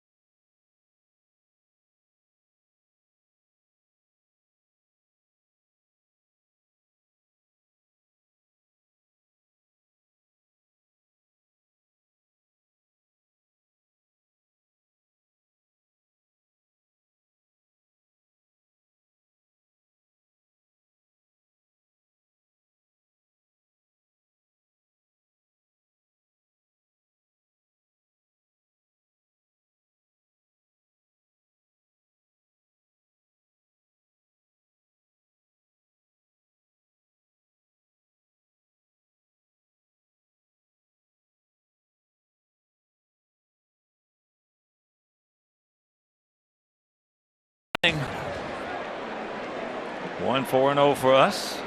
0-2-2 for them. So it's Frazier, Laurie, and Avila.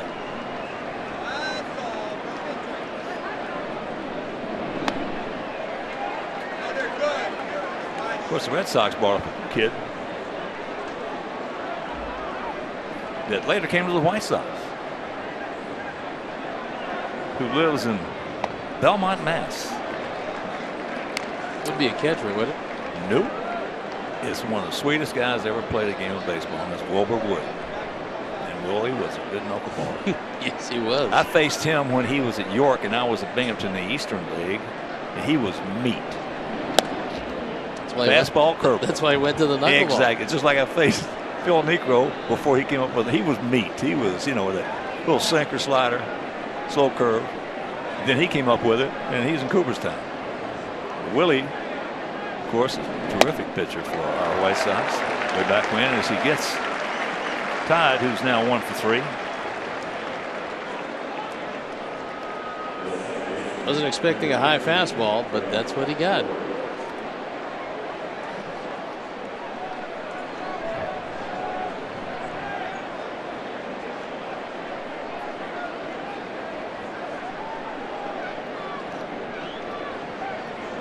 So here's Brett. He has doubled and scored.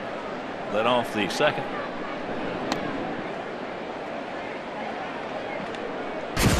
Their fourth drive of the game, and this one just accelerated over the head of Chris Young.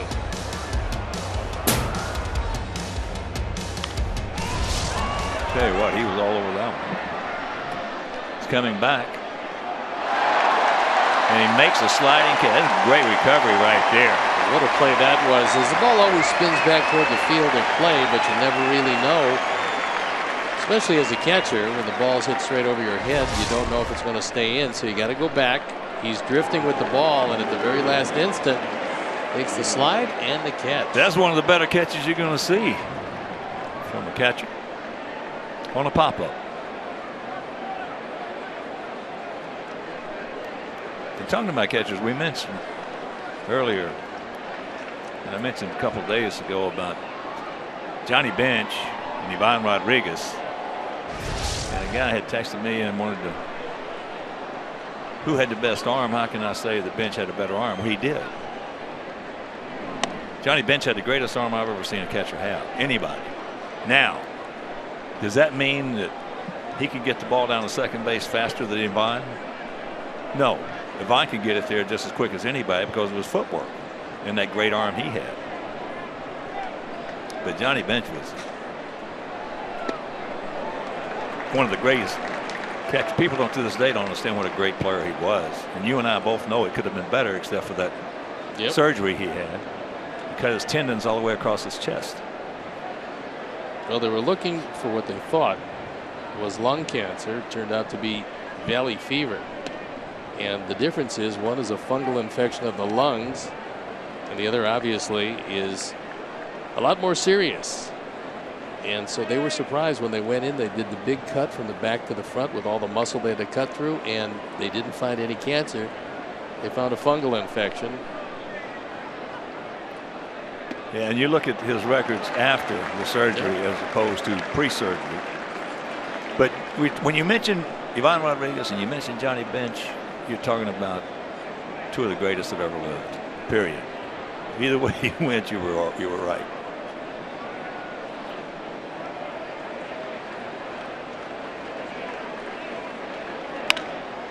Topper, two hopper. All right, 7th inning stretch. We lead it 1-0.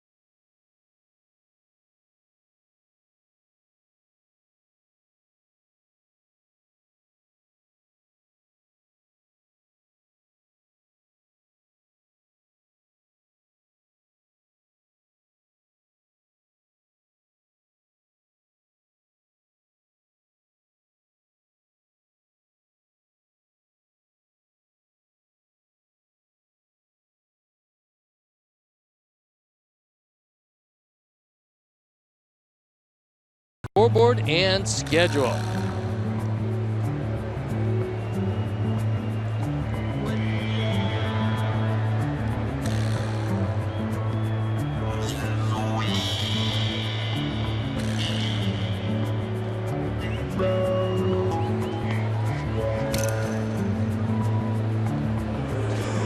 It was a 1-0 game as we head into the bottom of the 7th inning.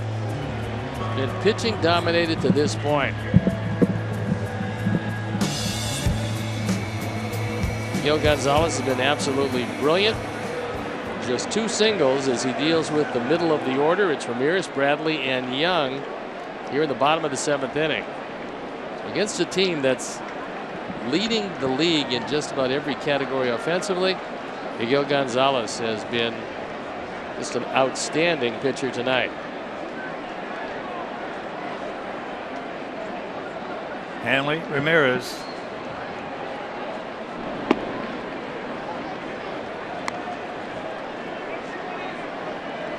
.77 pitches, and normally this is about the time you get to be concerned about Gonzalez. We're in the 7th, but a minimum of pitches to this point. Hopefully he's got a lot left in that arm.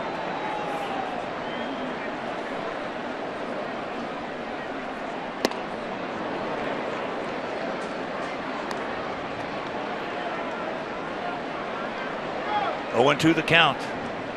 Hanley is grounded to third and struck out.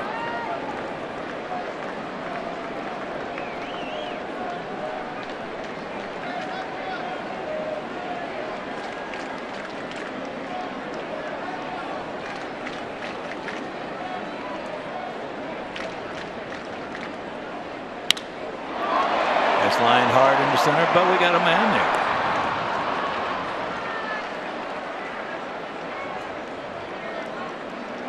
Hey, Sox fans, learn to play baseball the right way, straight from the pros.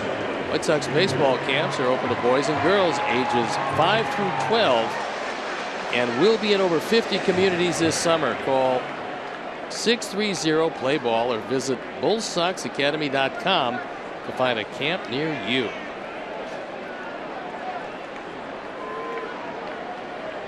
Here's Jackie Bradley Jr. 12 homers, 45 knocked in, 0 for 2 tonight, a grounder to short and a strikeout.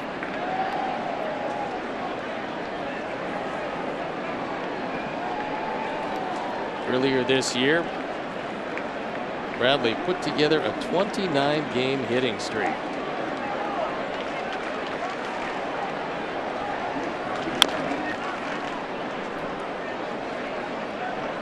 That one off his Shake foot. that one off. Yeah, he's trying to.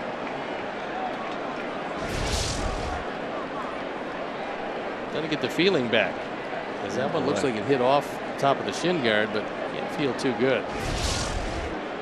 He came into this year with a .213 career batting average, with the Red Sox wondering what was the upside offensively.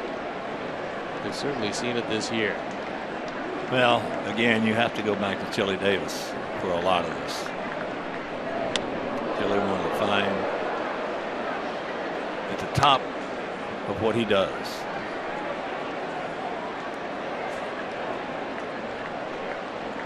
He is really, really interesting to talk hitting with.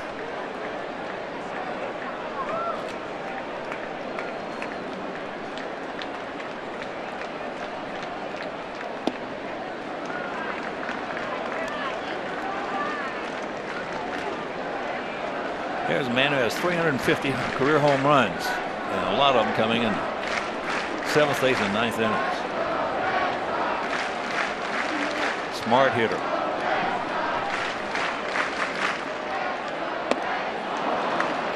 He gone.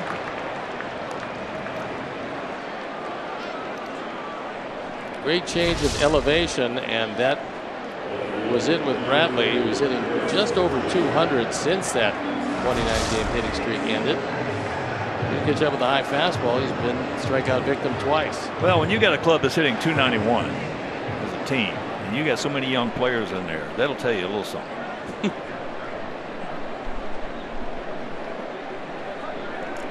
They have enormously talented young players. Well, I hope so, or else they wouldn't be hitting 291.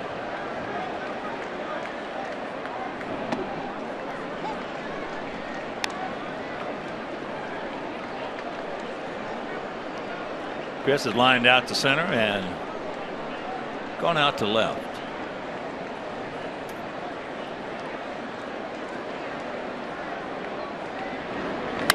There's a shot.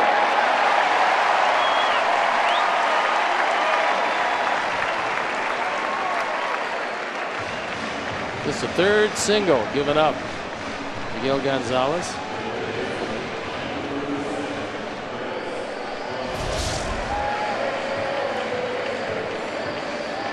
That was a cutter. It was out away from Chris Young. Drove it to the left side. Most of these guys are homegrown talent. Betts is theirs. Bogart's theirs. Ramirez originally theirs. Bradley, Shaw, Vasquez, all theirs. Brought up through their system. Here's Shaw. He's grounded to second. Already way back out on the outfield grass.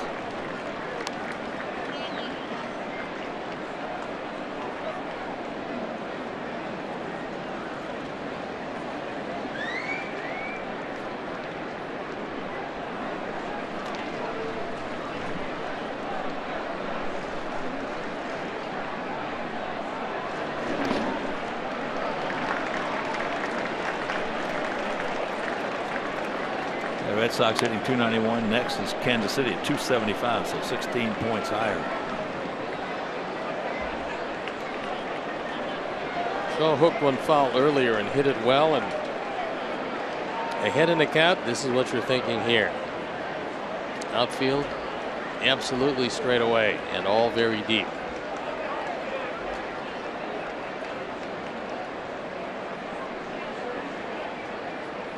Marlins have the highest team average in the National League at .272. Marlins are starting to play some pretty good baseball. I'm so happy for him. Donnie Baseball. He's got his team psyched up and well Especially positioned. after that start they got. Yep. They're in second place behind Washington, 5.5 games. Mattingly. What a good player. What a good hitter he was. And a first baseman.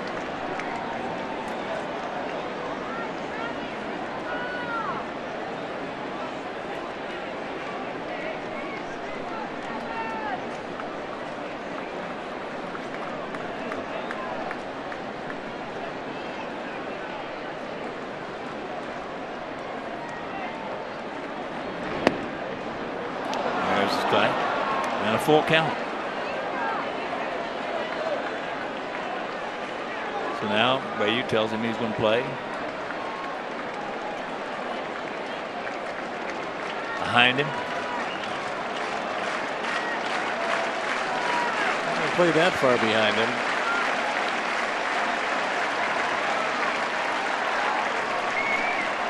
There you go. And there's ball 4.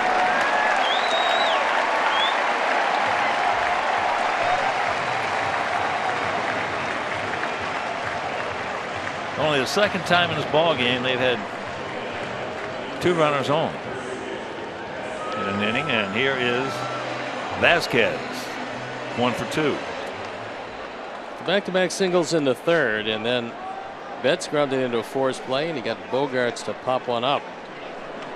So out of the first and second, only 1 out jam, and that's been it. And now the call to the pen.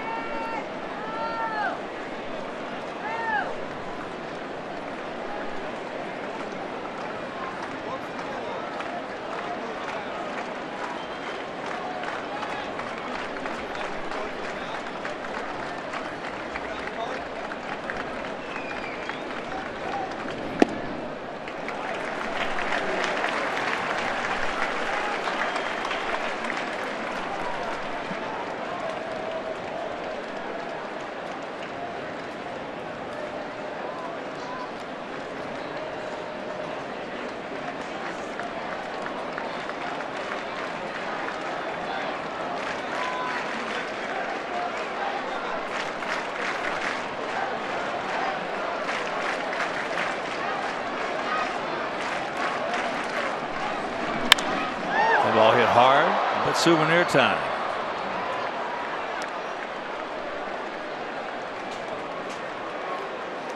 Nate Jones loosening up in the pen.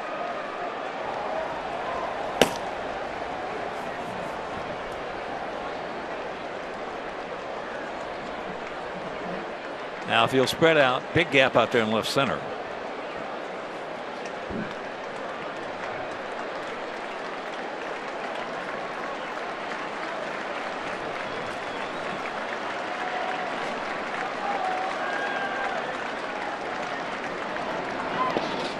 Nice, Alex. Nice quick shift to keep it in front of him. Now he's going to try to reset him a little bit here.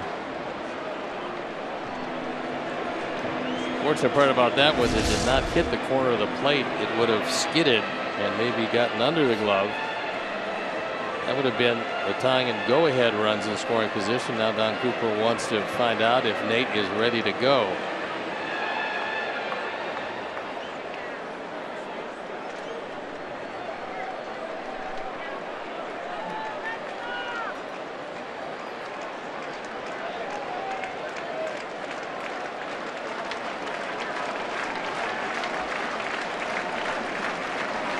One.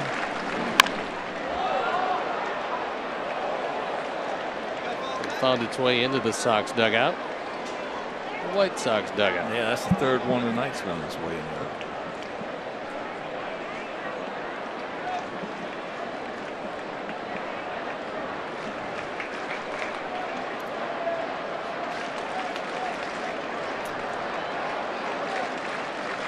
Two on, two out. 1-0 good guys. We're in the bottom of the 7th inning if you're just tuning in.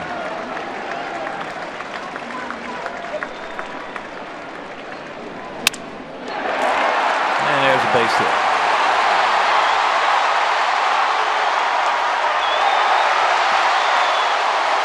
Ball gets away and both runners will advance and the game is tied at 1. So it's coming with 2 out, nobody on.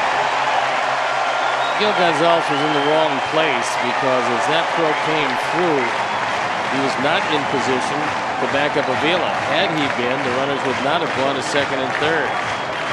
So Vasquez driving in just his 11th run of the year.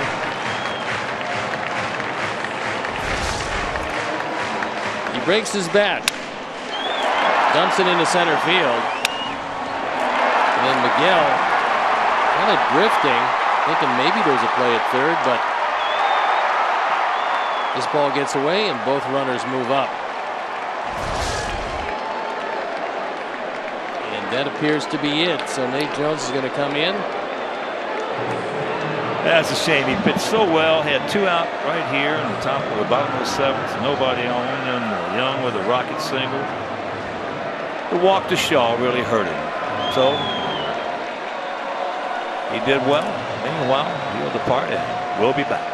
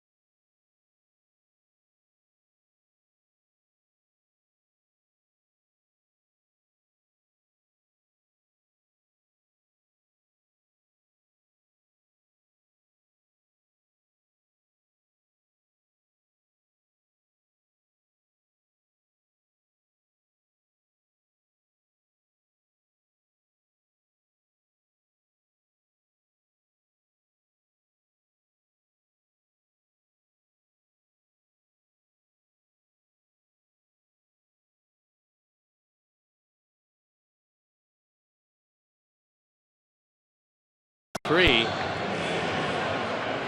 and a whip very good, .86.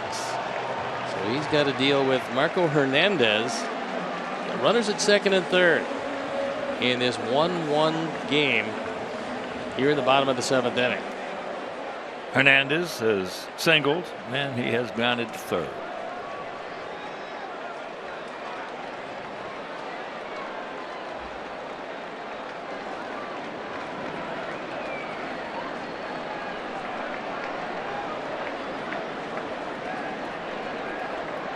Also Adam Meaton picking up his first error of the season. Yeah, tough error to pick up. Yeah, it is. Oh, nice play, Nate. All right. But they do get one, and we are tied at 1.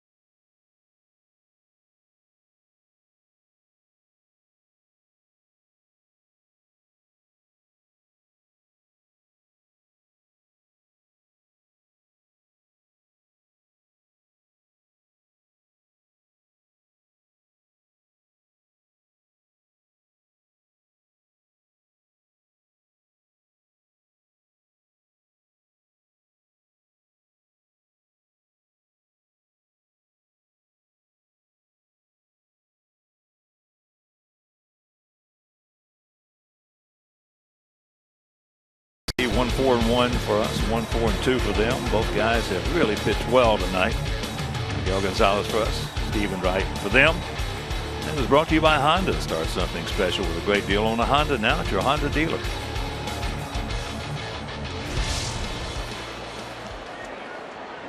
Good night by Miguel Gonzalez. 6 2/3 the run.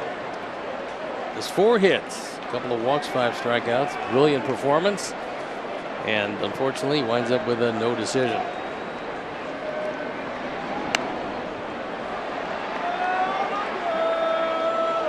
Bobby is going out to center, grounded to short, fouls it back, 0-1 to count.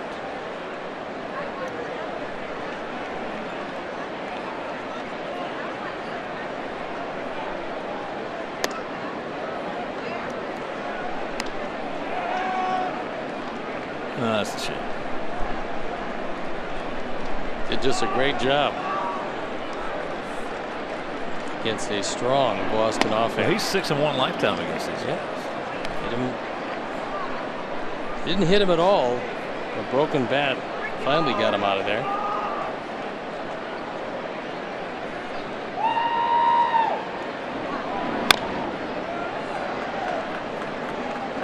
He has a career ERA against Boston at 3.09. That'll work.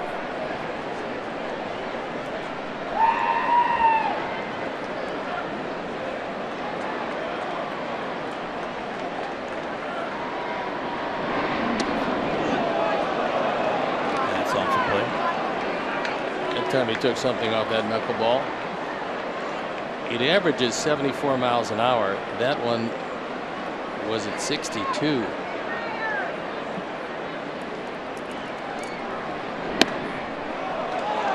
That's off the plate. So there is the leadoff walk.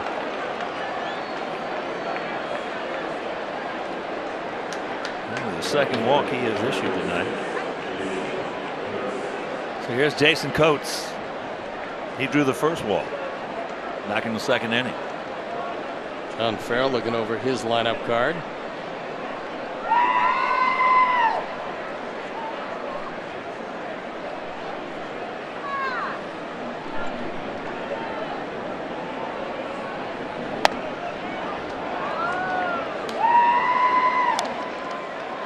Oh, 1-1. Time he threw a fastball, and that will probably be the most buntable pitch he sees. I think so.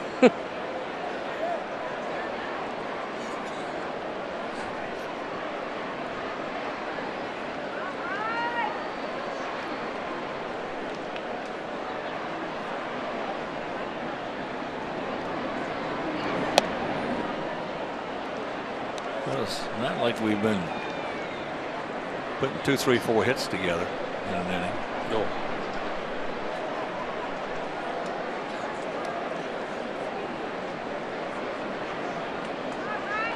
In that 3-game Cleveland series, we scored 2 runs in the first game. We scored 2 in the second game. We scored 2 in the third game. And that's going to get the job done. Nice going, Jason.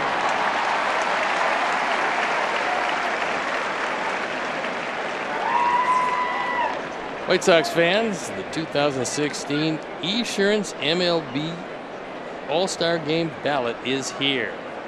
Head to WhiteSox.com to choose your All-Star Game worthy stars and send them to the MLB All-Star Game presented by MasterCard on July 12th in San Diego. Vote today. Vote tomorrow. Vote at WhiteSox.com/vote. Junichi Tazawa loosening up in the pen. Go ahead run out at second base. And here's Tim Anderson, who singled leading off the ball game. Then next time up in second, hit a rocket deep into right center field. It was caught. He also was grounded to third, so he takes first pitch strike. Somewhat amazing for Wright. In a bunt situation, clearly a bunt situation, he threw 3 straight fastballs.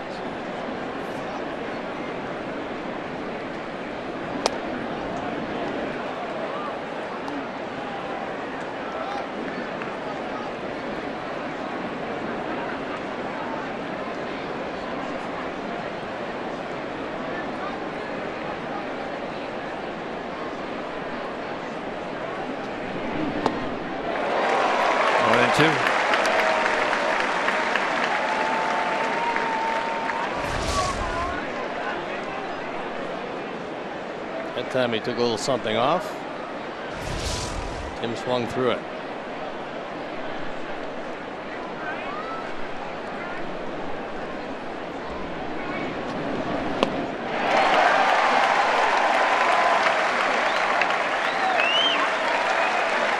Two down. 5 strikeouts now.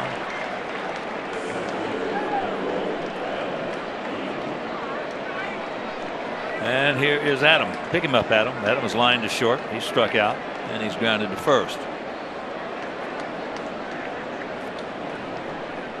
Hit it hard twice tonight.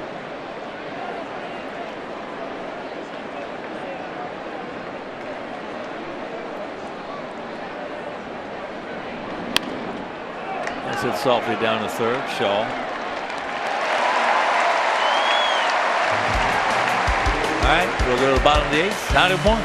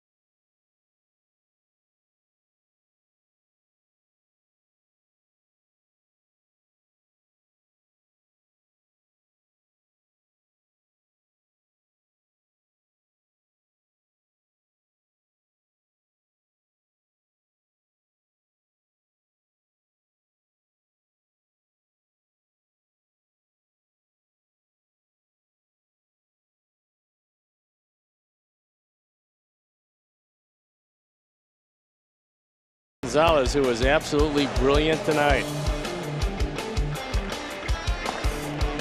He was able to get some big strikeouts. He went 6 2/3, gave up a run on 4 hits, a couple of walks and 5 strikeouts. You look at some very impressive numbers against one of baseball's best, if not the best offensive team in a number of different categories. Miguel held him right there tonight.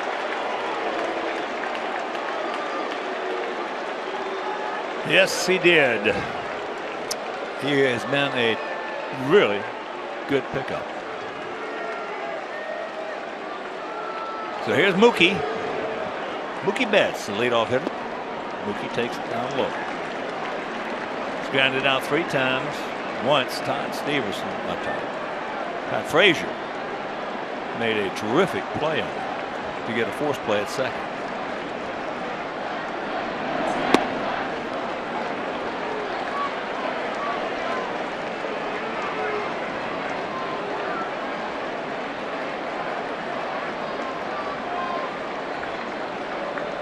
Now field around to the right, gap out there in left center.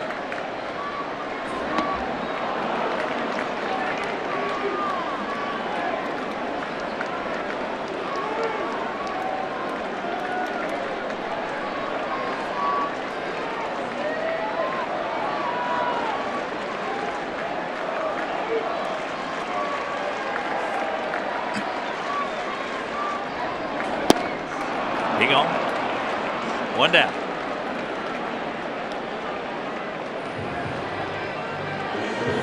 Putnam and Duke loosening in the pen.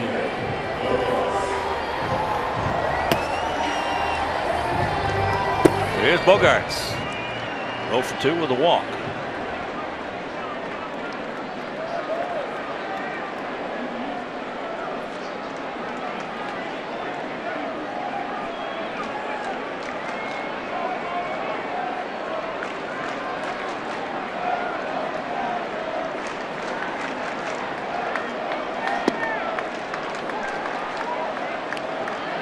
That one at 99.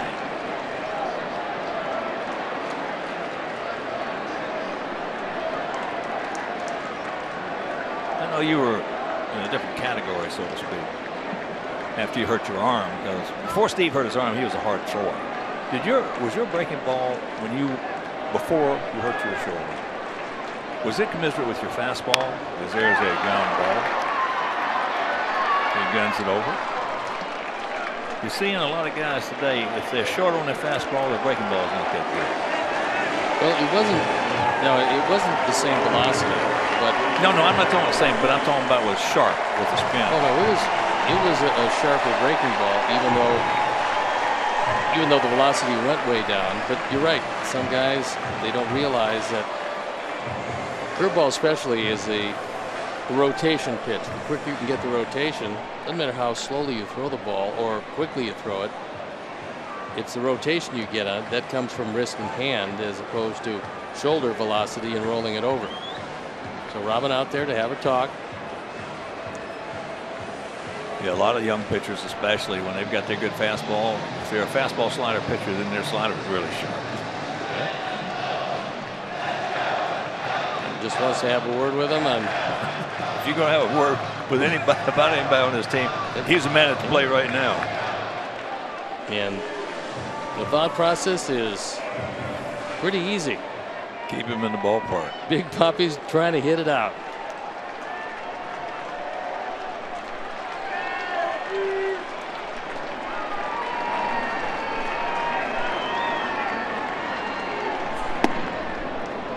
Makes a good pitch on him right there. First pitch. Yeah, this man has been absolutely magnificent in the 7th, 8th, and 9th innings since he's been in the Red Sox uniform.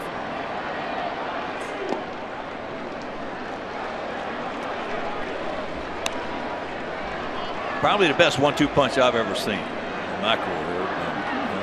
Manny Ramirez.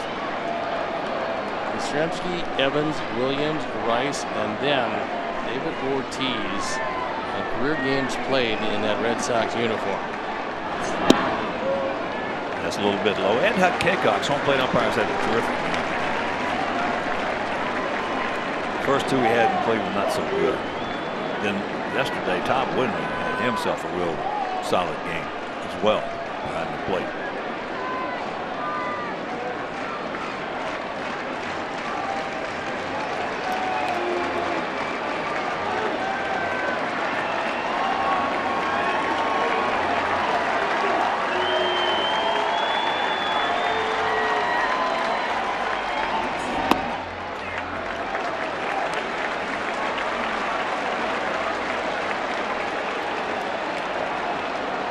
Very well be another one out there and said, look,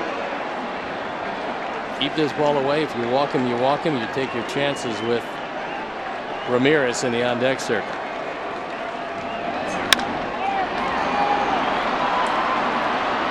Well, Big Papa's one of the smartest hitters in the game, and he gets him right there. So we'll go to the ninth, tied at 1.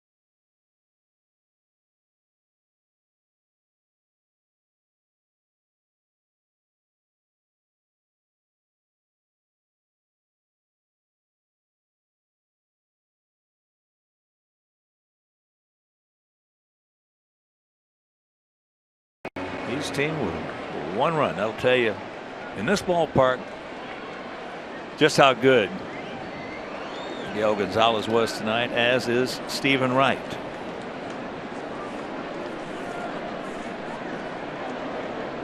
We got the right guys. Abreu, Cabrera, Frazier, Laurie, Ivy. Stephen Wright has 3 of the 4 Boston complete games this year. Opponents, by the way, have not completed a game against this Red Sox offense. David Price with the other complete game.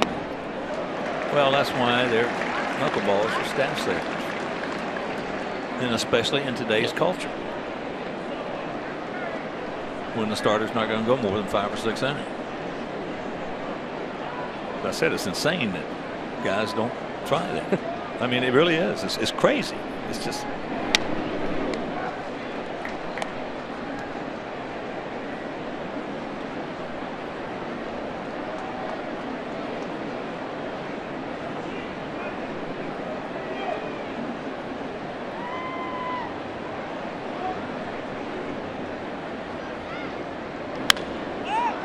That's going to be down the foul line. Very tough play, and even though Ramirez was a corner infielder, played some third base, this is a very tough play. He's got to locate where he is. It's an easier play if second baseman or the right fielder can get to it. They couldn't get near, and it'll go as no play.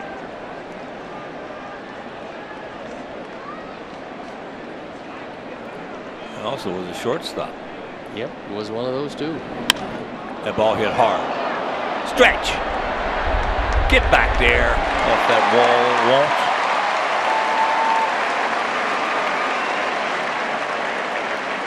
1 out.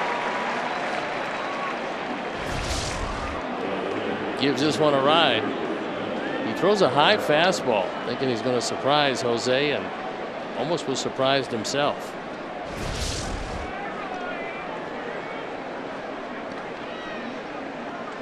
Melky going to hit right-handed again against him. Takes ball 1.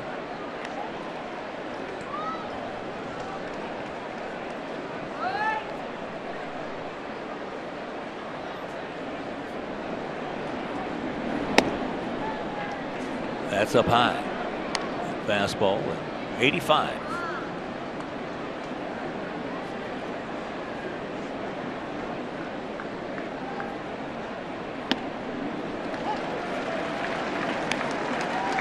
Fastball at 83. And the count 2-1.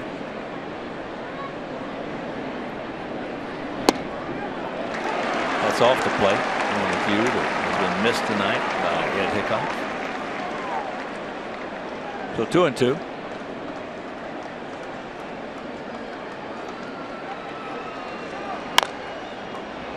There's a chopper 2 hopper. And he didn't. He couldn't find the ears on it. And Melky busting to get out on that line, beats it out. Turned out to be a big play. And I know they want to take a look at it. But on the transfer, Greg Gibson said he didn't get it there in time. And Melky, running with everything he's got, of course, is helping Greg to make that call. Right there, the little bobble. It appears to have cost him a base hit.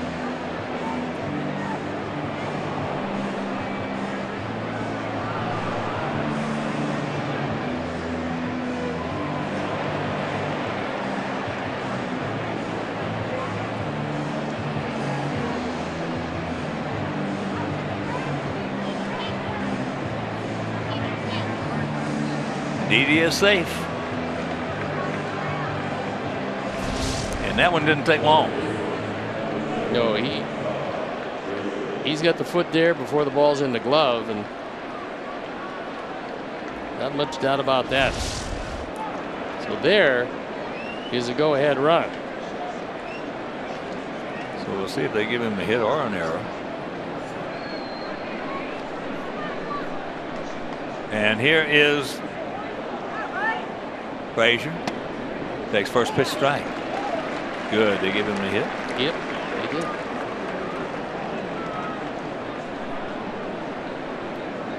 It's our first hit since the 4th inning.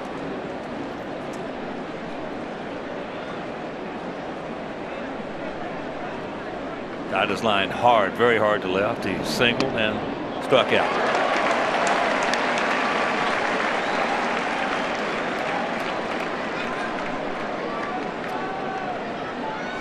Oh, and 2 the count.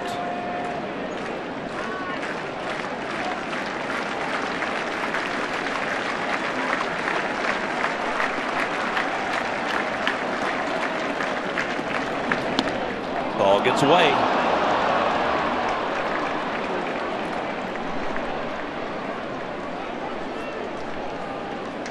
Right here, Todd. Right man, right place, right time, right now. He's hit the ball hard twice.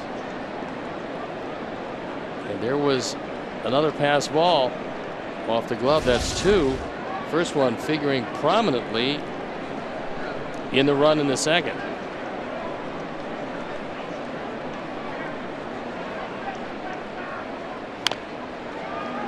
And that's foul.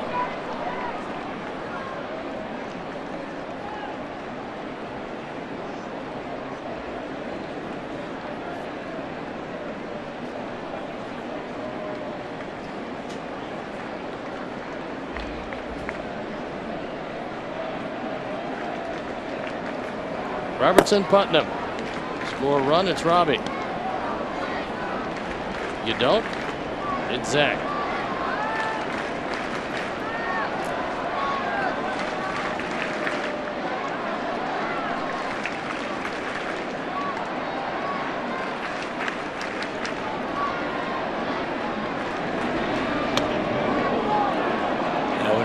stays up high.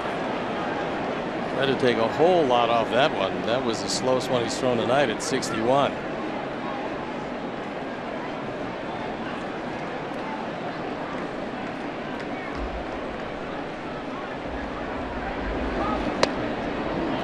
And then he comes back. 79. Sparks used to throw a hard knuckleball. Going to take a little something off for it. He was probably the hardest thrower of the knuckleball we've seen. Now time is gone. Part of the full count.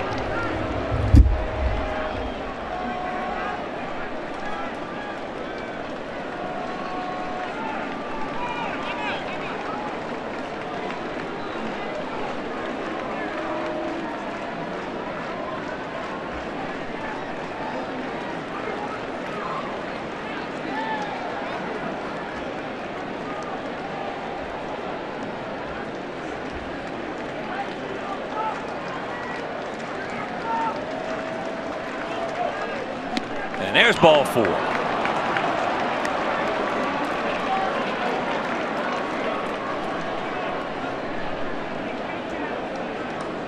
So here's Brett. He has doubled, popped a second, and he fouled out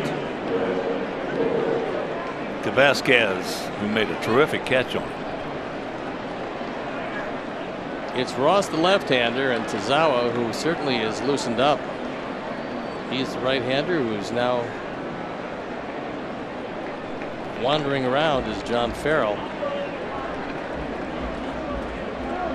with the decision.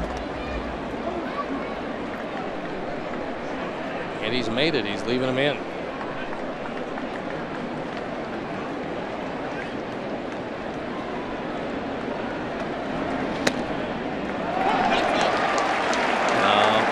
That was high.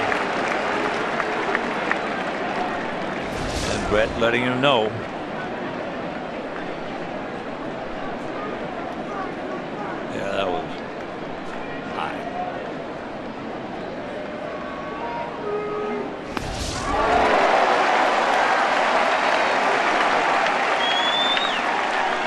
To the count.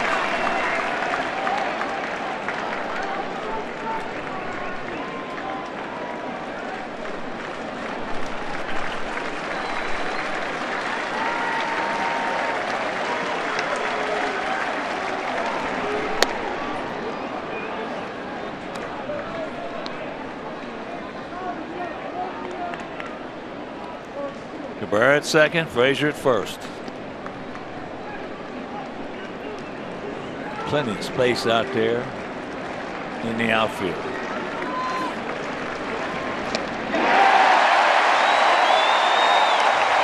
That time he took something off the knuckleball and it stayed up. Something that most knuckleballs don't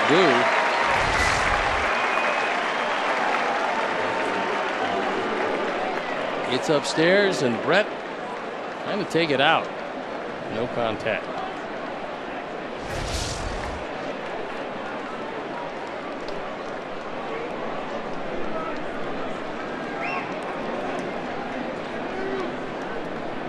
So here's Alex. Alex is over 3. He struck out, grounded to short, and bounced out to second.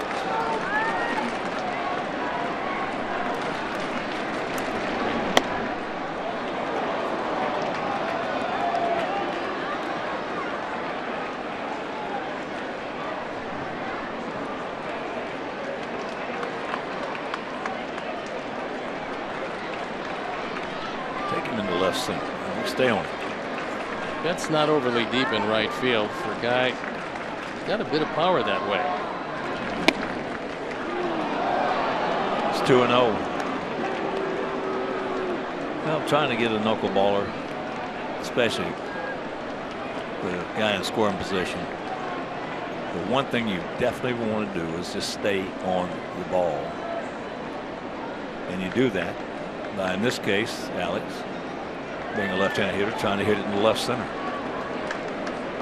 Try to beat him arm side.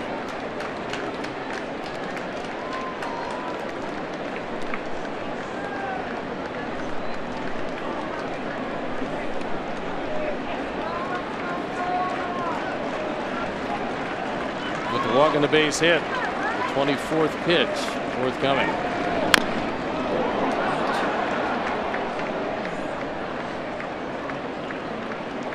That one right off his foot.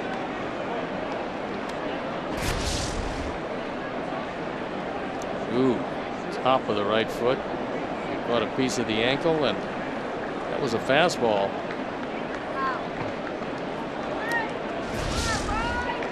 There's Darrell Boston, our first base coach. He was one of the best knuckleball hitters to wear a White Sox uniform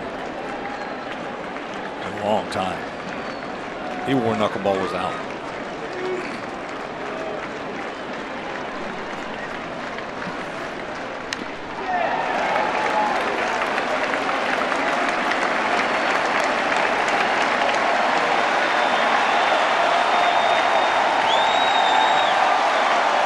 Two out, two on, 2 balls, 2 strikes.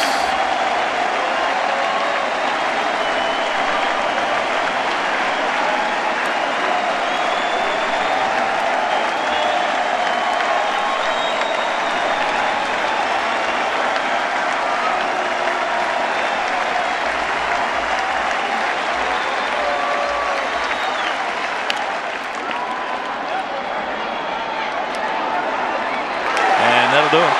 We'll go to the bottom of the 9th. Tied at 1.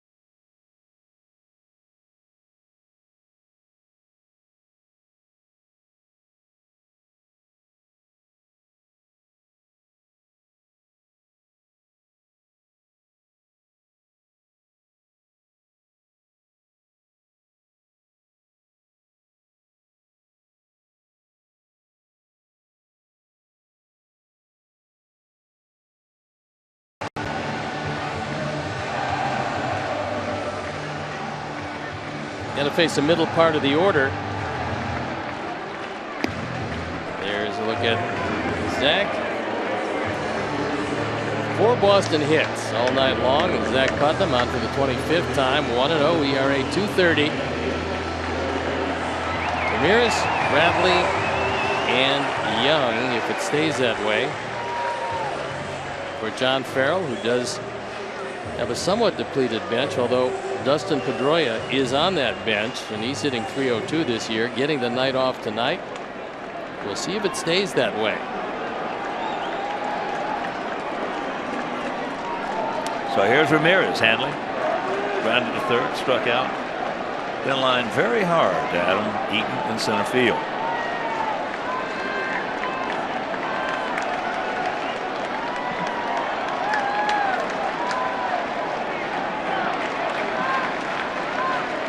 Went 5-1 for us, 1-4-2 for them. First pitch strike.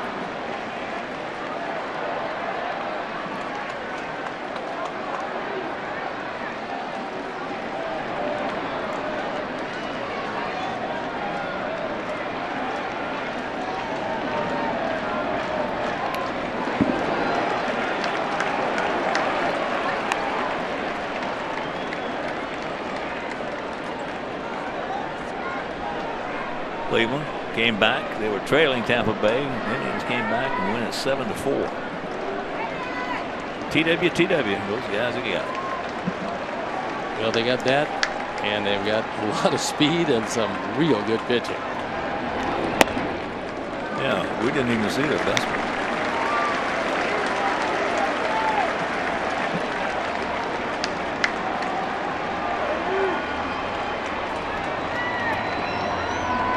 Seattle leading the Tigers 6-5, bottom of the 6th at Comerica Park. There's a strike. And the count 2-2.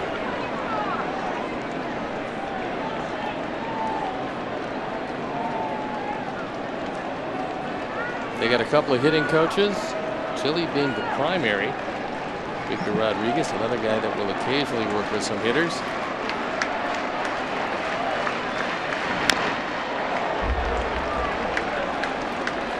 Chile was one of the most powerful switch hitters ever in this game.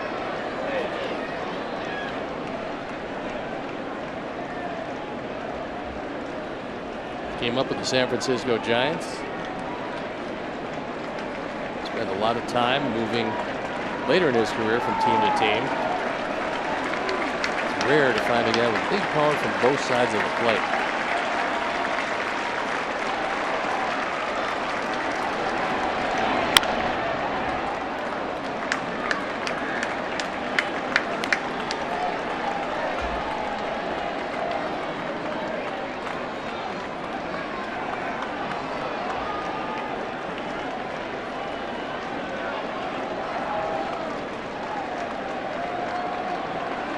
Just tuning in, we scored 1 in the 2nd.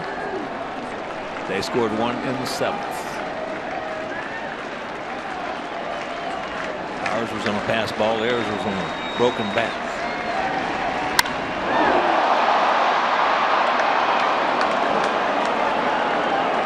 Line drive rocket, but because that fastball was a good 3-4 inches inside off the plate, couldn't keep it between the lines.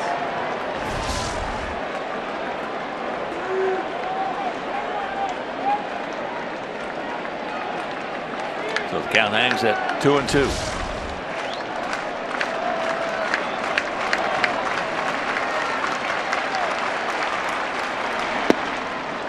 It's full.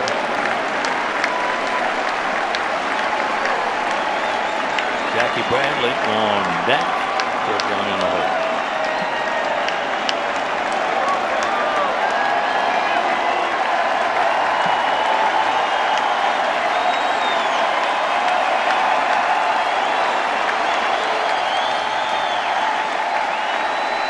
These fans have been into it all night long. And that's tough.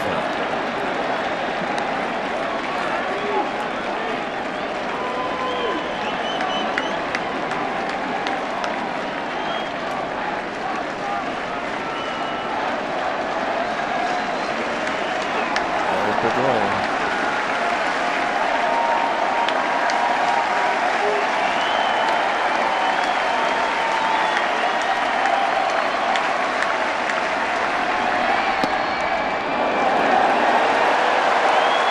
Good at bat for Ramirez. 10-pitch at bat. He fouled off some very good pitches as Zach tried to get him inside after fouling them all off. Then he went away, but unfortunately Ramirez checked up his swing.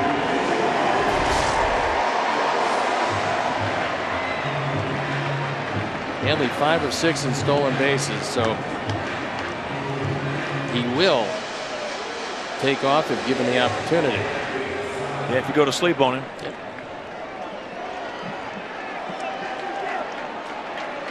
So here's Bradley, 0 for 3. Well, Frazier thinks he's going to be laying one down. He is way in at third base.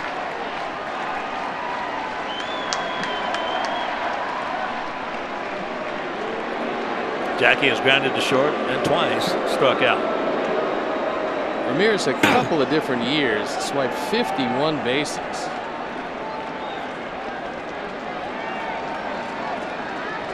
But those days are by the boards. He still has decent speed. It's not what he had.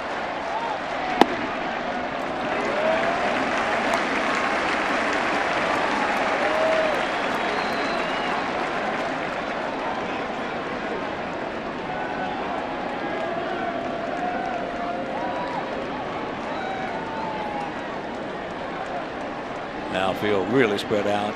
Big gap in left center.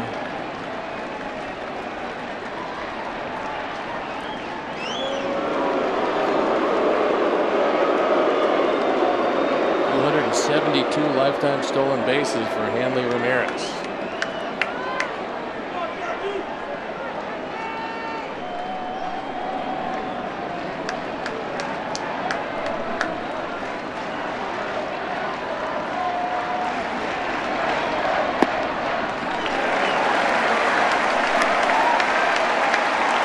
Two and 0.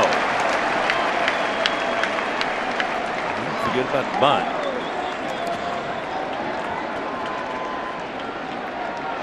Don Farrell wants to make sure that he's able to throw a strike.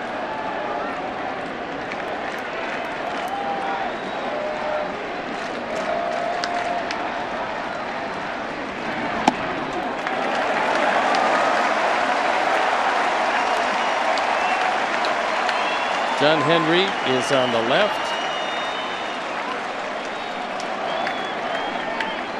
Tom Werner on the right. The owners of the Red Sox, the principal owners of the Red Sox. Yeah, they got a lot of partners. They got a few, yeah.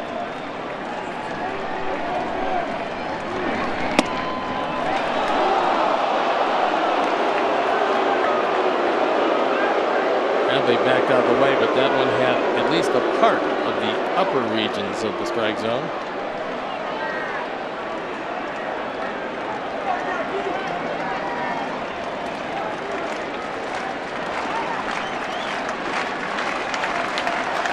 Zach ready with a 3-1.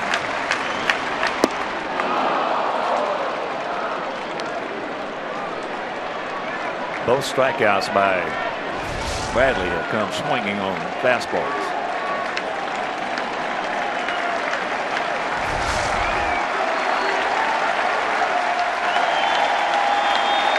A little bit bigger lead to first base by Ramirez. He does not go, and there's ball 4. Zach concerned about that lead, went to a slide step. A few times in the at bat, and he missed way down and away. Now we're going to have a meeting of the minds at the mound.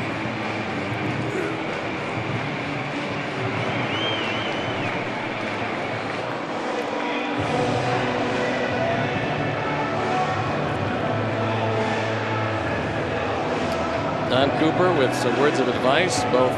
Well, some reset time here. You got to reset his mind.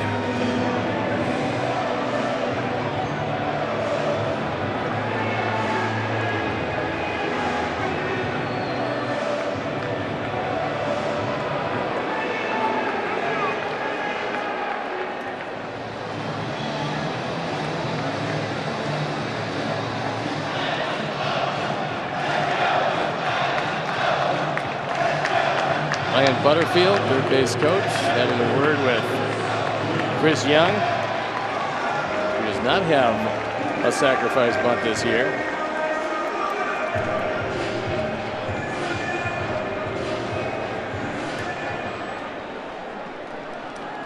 We got a problem.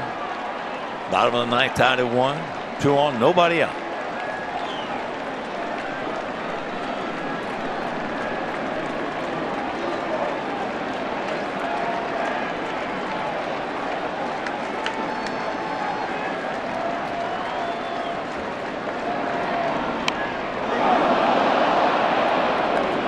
Good idea when a guy scores around that early. Throw it up and in, because maybe he'll just pop it straight up. And that might be the reason he didn't have a sacrifice all year. That kind of technique.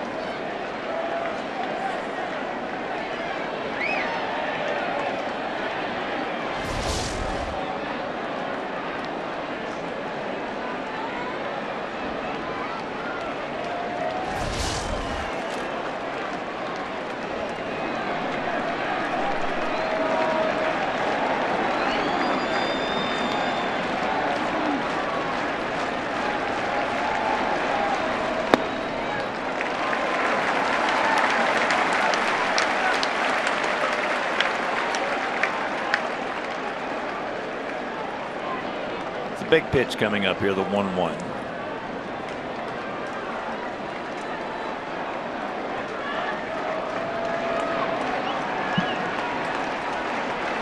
Boston comes in 10 games over, 1 game behind Baltimore.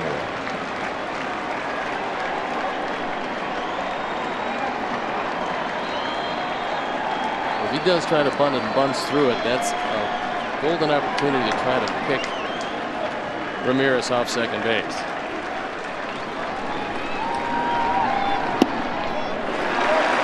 No sign of bunt there. Well, without question, toughest play for a base runner in the game. Yeah, thinking about trying to get a lead to third and then on first and second, nobody out. Situation like this. As you're a hitter, if you're the hitter and you try to bunt it and you miss, you got to get that bat out of there as quick as you can, because if you stay in there, it's going to fool that runner.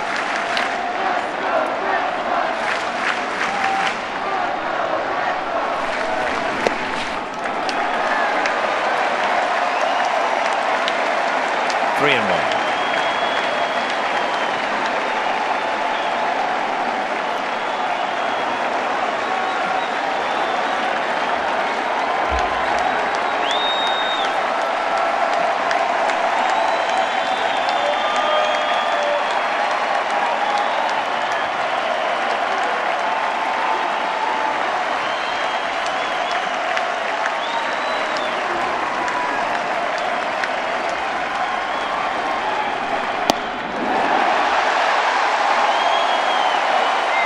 Bases loaded. So now you bring everybody in. Bring the outfield in. Infield in. Outfield you bring into the depth of where you can throw Ramirez out on a line drive.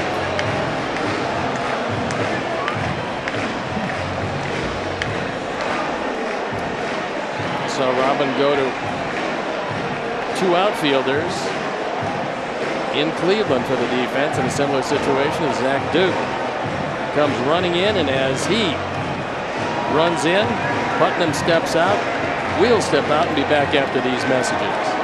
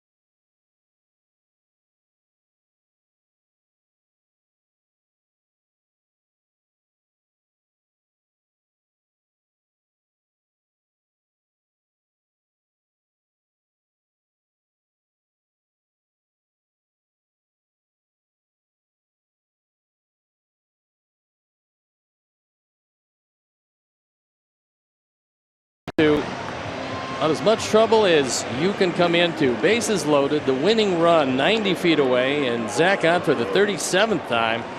1-0, 3.18 ERA.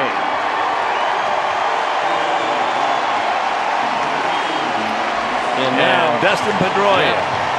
We knew he was lurking on the bench. Shaw taken down. Pedroia with a standing ovation. Hitting .302 this year. He only had one opportunity to pinch hit because he plays most every day. He's 0 for 1.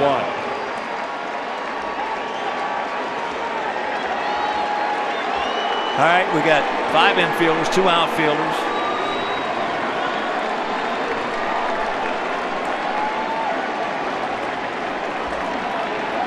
decent speed, not real good speed, but decent speed at third. There's first pitch strike.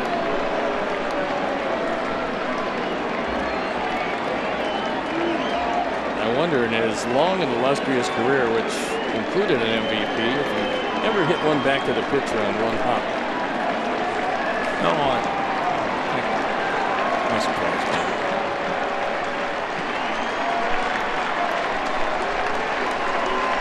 He's scuffling now. Pops him up. Stay in here. Stay in here. And that is one reason that this is one of the greatest hitting ballparks ever. The lack of foul ground. That probably one of the few ballparks in Major League Baseball that would have not been in the field of play.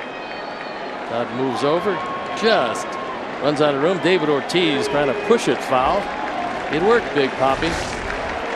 Meanwhile, the count 0-2.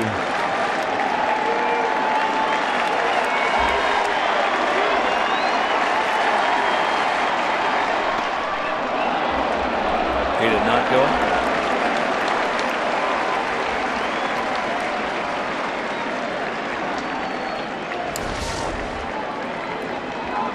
Came close, but checked it up at the last instant.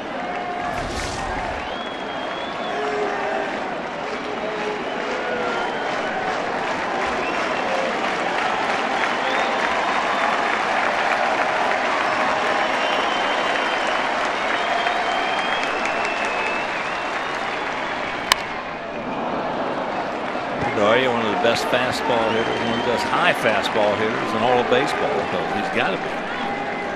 Everything's high. Everything's high. Petey is a little short when it comes to the inches.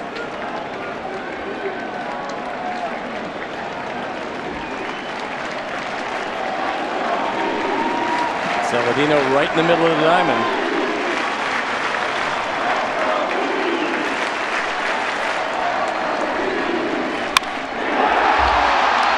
Foul, thank you very much.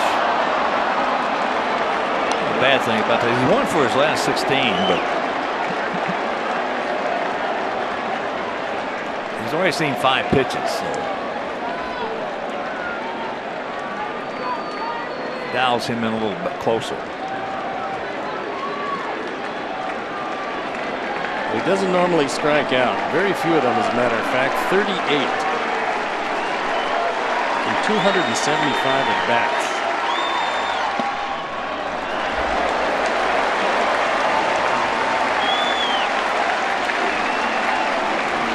Two and two the count.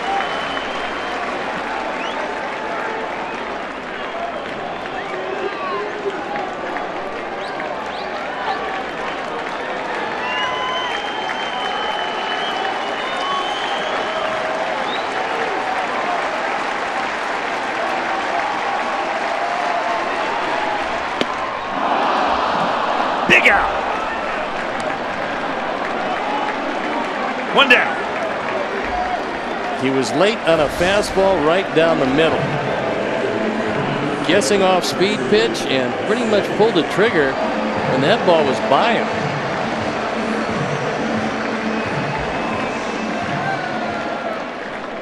Here's Vasquez.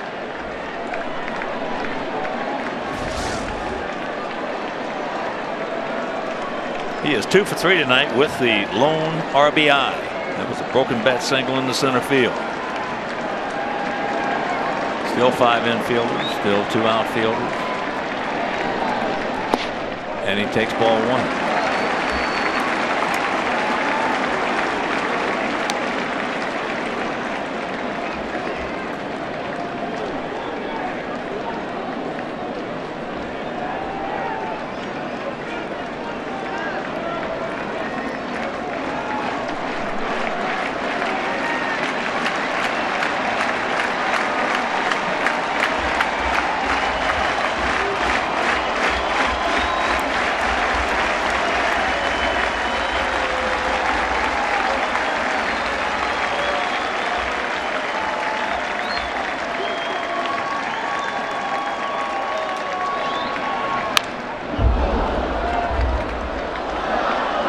Fortunately, expanded his zone there. That ball was out of the zone. He inquires back to Ed Hickox.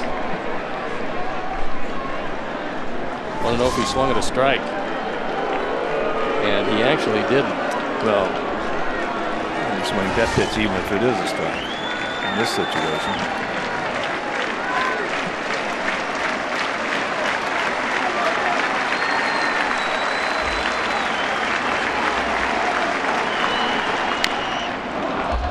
Now Duke on top, 1-2.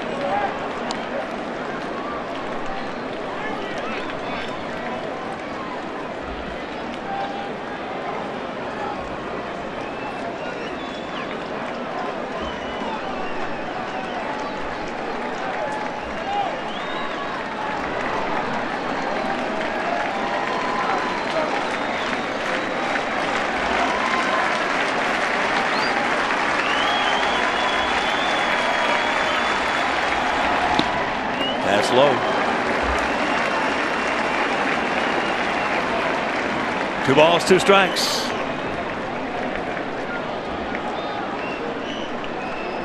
Fortunately, Vasquez is still a young hitter because every pitch in this at bat has been out of the strike zone, and he finds himself 2-2.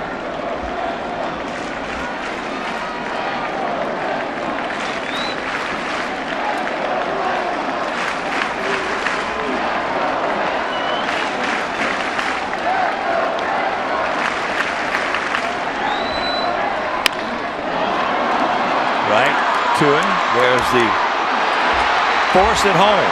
Oh, nice play by Avila.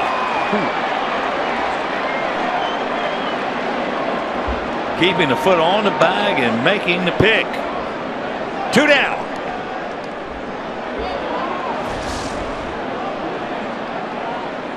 Not a good throw as Saladino has to come home. Foot on the plate.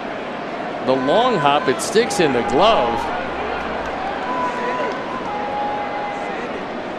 That was a tough ball to handle because that ball hit off the grass. You better believe that was a tough ball to handle. And still having to keep your foot on the bag. Terrific play by Alex.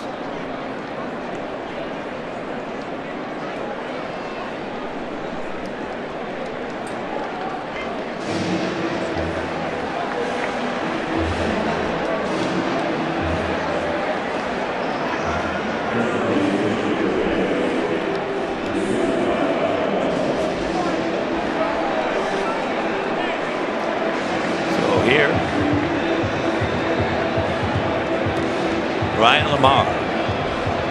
JB Shuck in center. Adam Eaton shifts to right.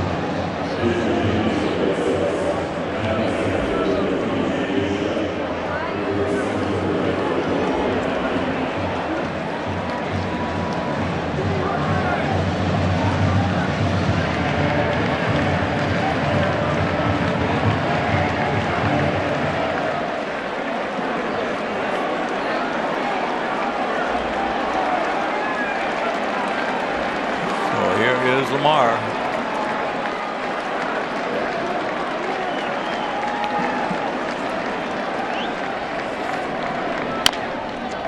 Out and around that one, hits it foul. Lamar making his first plate appearance, and what a spot to do that in of the season.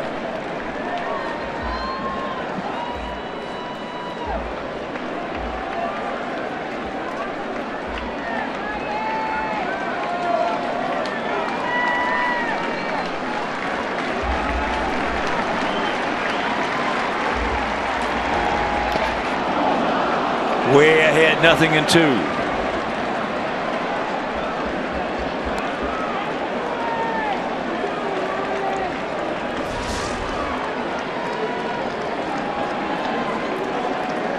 Another good shift right there by Avila.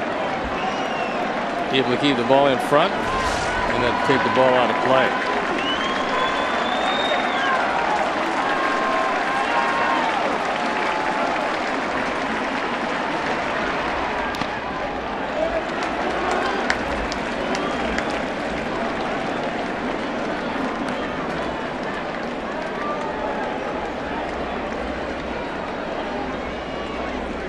Zach Duke trying to pitch out of a bases loaded, nobody out situation, and he's 1 strike away.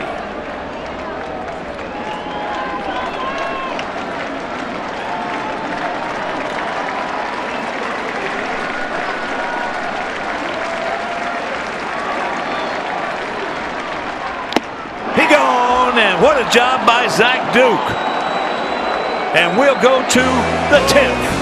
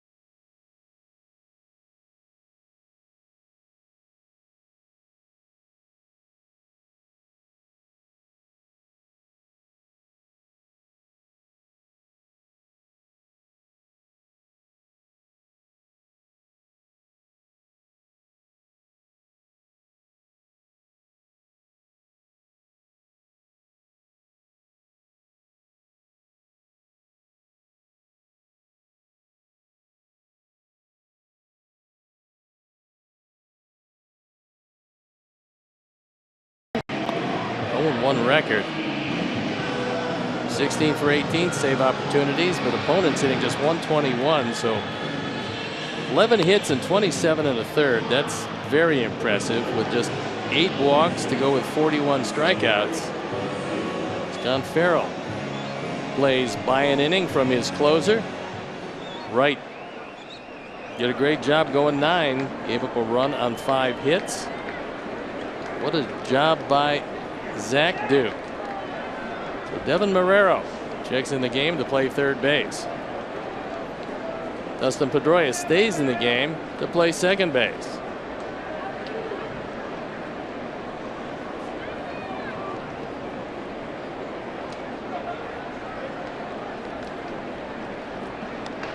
So here's Javi. Shuck on deck.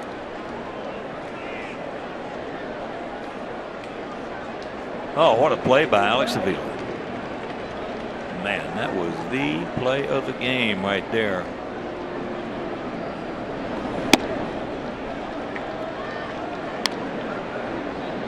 Fastball at 99.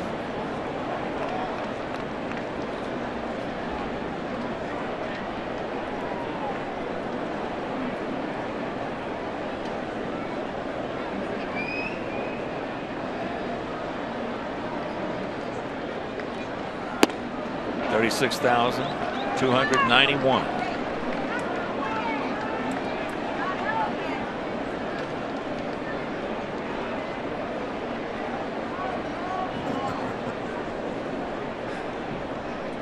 Yeah, some crazy things happen.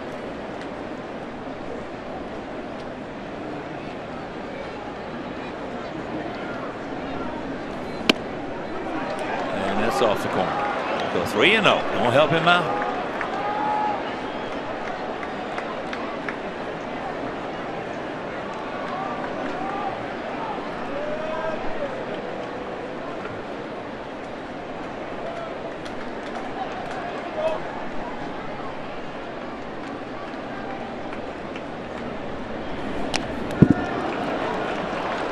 there is ball 4.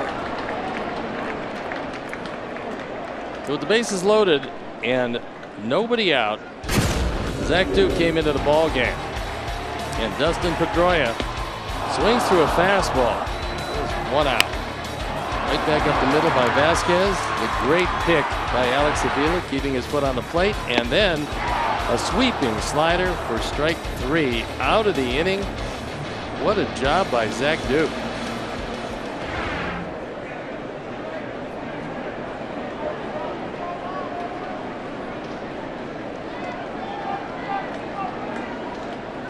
Shuck making his first plate appearance.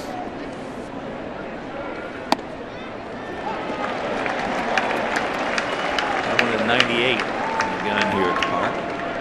The closers have some problems when they come in non-save situations, and Kimbrel, who's got very good control, walked Garcia in this non-save situation.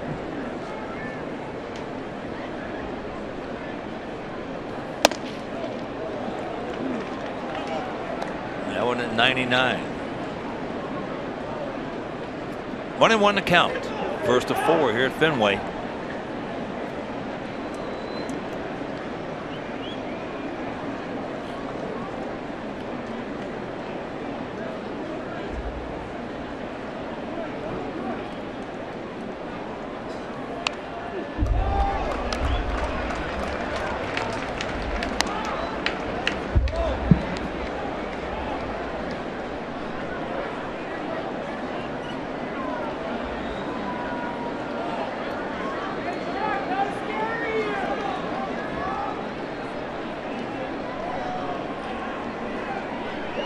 Kimbrel with overwhelming stuff in his career. It's about 204 hits, and he's fanned 604 hitters. Checks it up.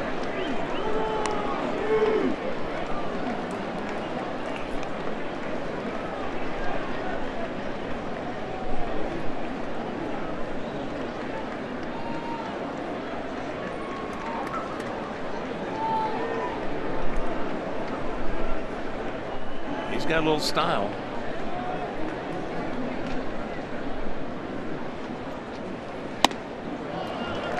Yeah, and a big arm.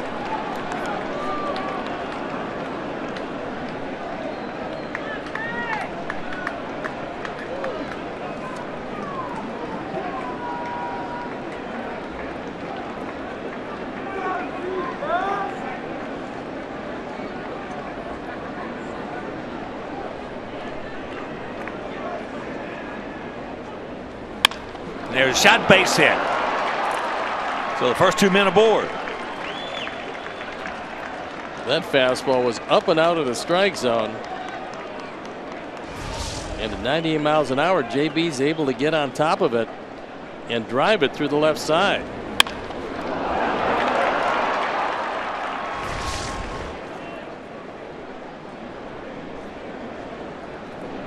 Joe McEwing talking with Tim Anderson about what appears to be a bunt situation.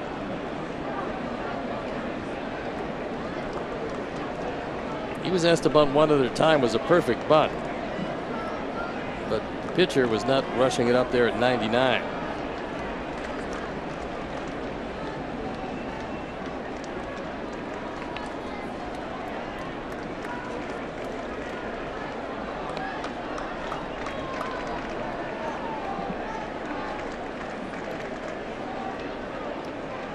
So you got Hanley way in at first.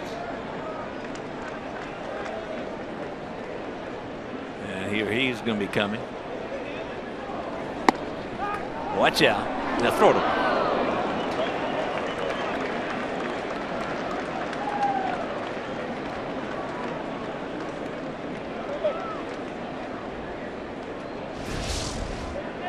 Said the arm of Vasquez is not entirely back yet, and he skips this one to second.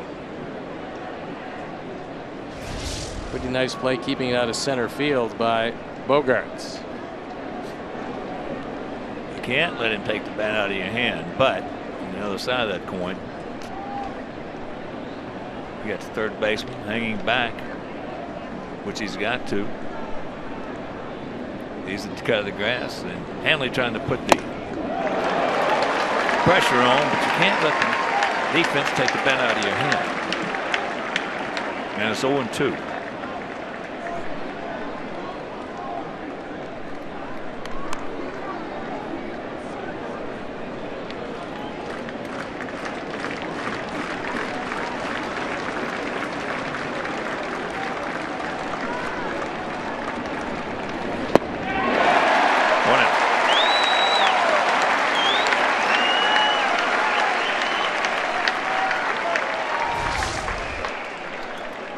Fastballs and a put away slider.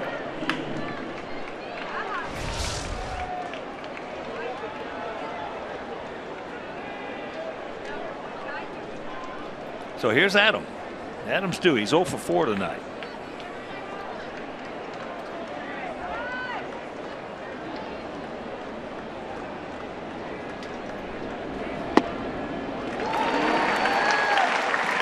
Good arms in center and right. Bradley Jr. and Betts. They'll try to run on Chris Young, even though in this ballpark you can play more shallow in left field than in most.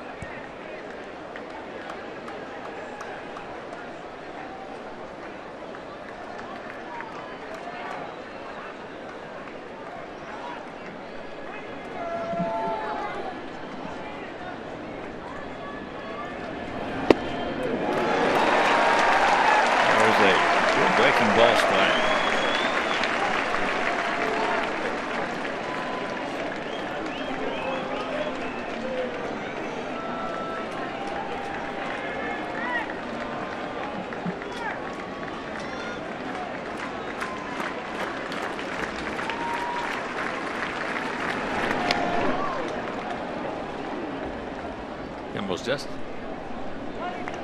soon to be 28.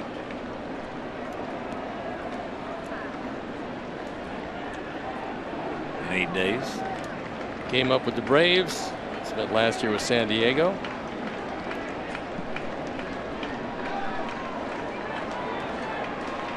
'50 saves in 2013.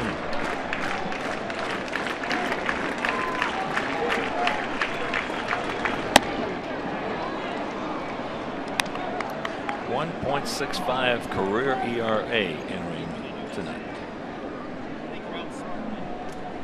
They'll get the job done. He's scuffling with location, but stuff is overwhelming and has been since he came into the league.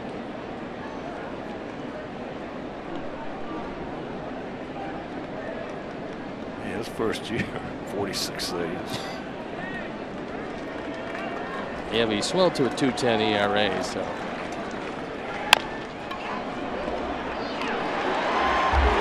They get the course. So 2 down.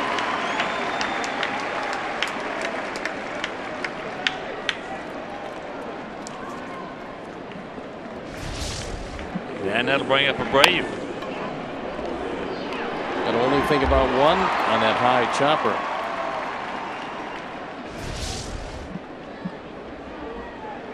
Kimbrel has one wild pitch this year.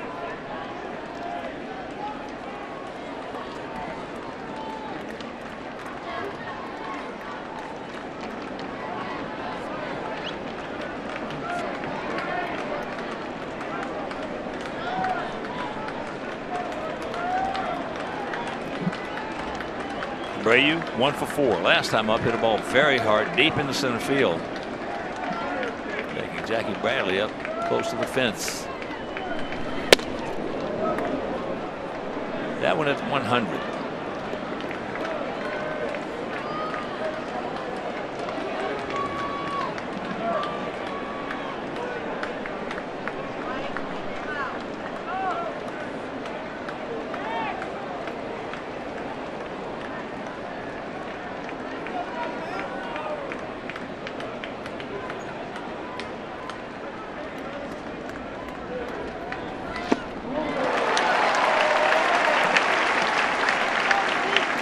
Breaking ball. Evans count at 1.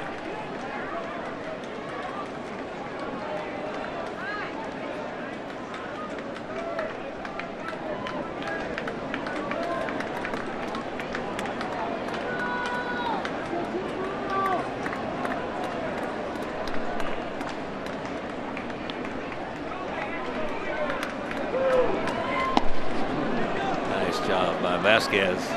Boy, that was a tough one to block also, as that was well wide of the plate. Was a slider. Christian Vasquez able to move to his right. He caught the ball. He's very fortunate. If that ball flattens out because that glove wasn't down, it goes right between his legs and the go-ahead run scores. But it didn't. Well, with Guerrero playing that deep at third, you can get a real good lead at third. Anything close.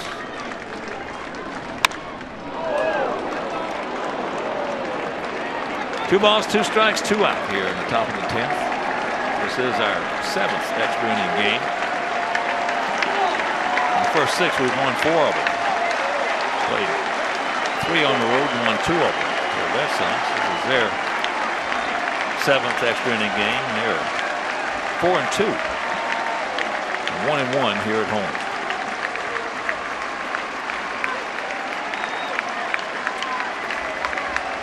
Hard, high, slow, low syndrome. That ball hit hard, base hit in the gap. And they're going to wave at him home. Here's the throw. Safe. Sox lead it 3-1. Yes.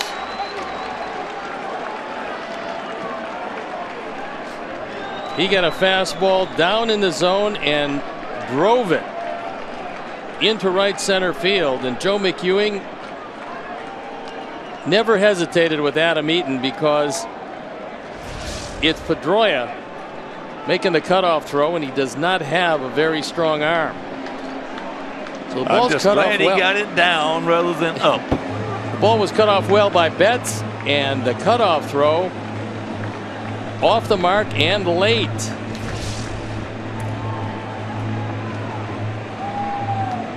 So Craig Kimbrell, boy, he has got the big arm. That's right. So as Robbie Ross comes in, Kimbrell exits. We'll step out and be back after these messages.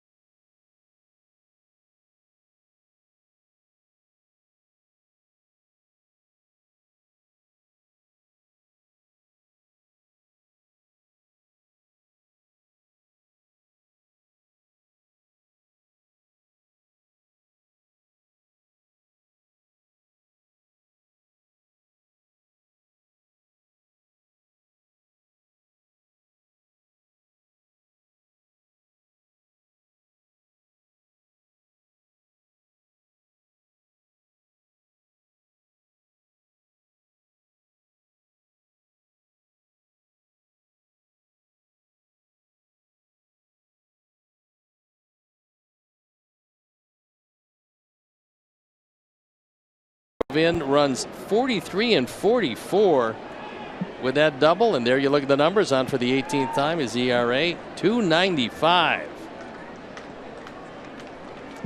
So here's Melky. Melky 1 for 4, had an infield single.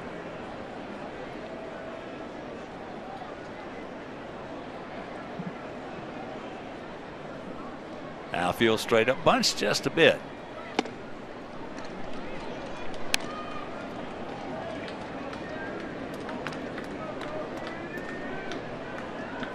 Leadoff walk will get you in a lot of trouble.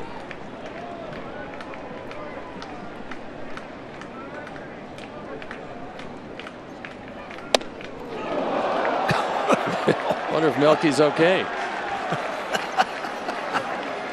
That was an interesting swing. That's the first time I have ever seen anybody in all the hundreds of thousands of at-bats I've seen in my life. First time I've ever seen that. Good swing. No balance.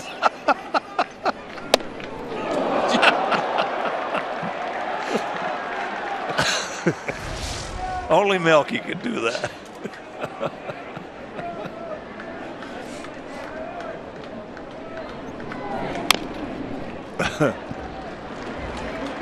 Two out, 1-2 the count.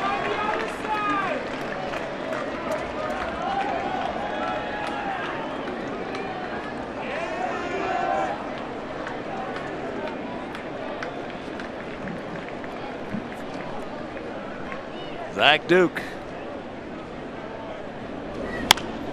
But the play of the game, the play by Alex Avila. What a play that was. And enabled Zach to finish it off. Get out of that inning. Bases loaded, nobody out if you're just tuning in. But a beautiful, beautiful play by that man right there.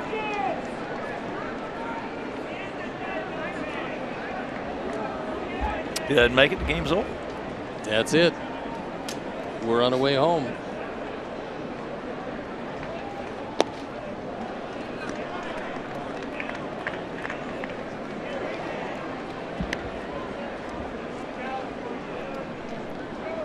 Top of the order for Boston when they come to bat here in the bottom of the 10th.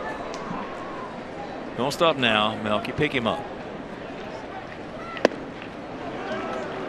Full count. Frazier on deck.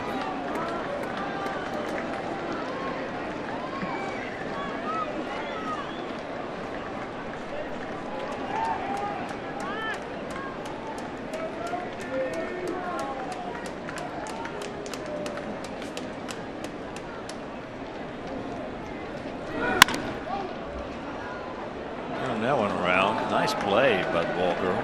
Boy, second nice play she's made. She's had a good night.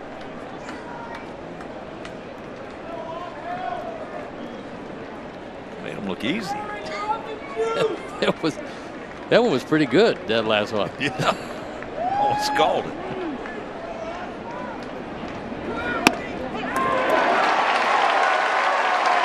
But a big base hit by Abreu knocks in a pair. And we'll go to the bottom of the 10th, leading 3-1.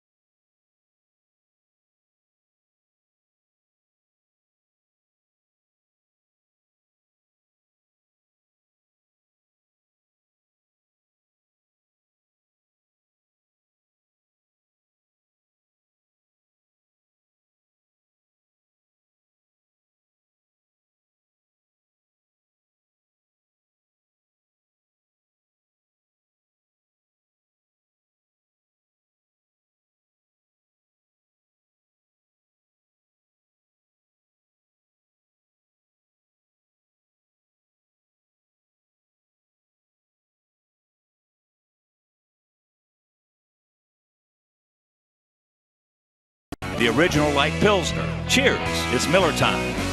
By Honda. Start something special with a great deal on a Honda now at your Honda dealer. Xfinity. Xfinity X1 will change the way you experience TV. And by your Chicago and Northwest Indiana Hyundai dealers who invite you to test drive our award-winning lineup today. Visit buyhyundai.com. A new pitcher coming into the ball game. With a 3-1 lead, David Robertson comes on. So it's been Gonzalez, Jones, Putnam, Duke, and now Robbie. Looking for save number 17 in his 19th attempt. On for the 27th time. And he deals with the top of the Red Sox order that has been largely held down all night. Well, all they're doing is hitting .295, .352, and .342. With some pretty good speed out of the top two.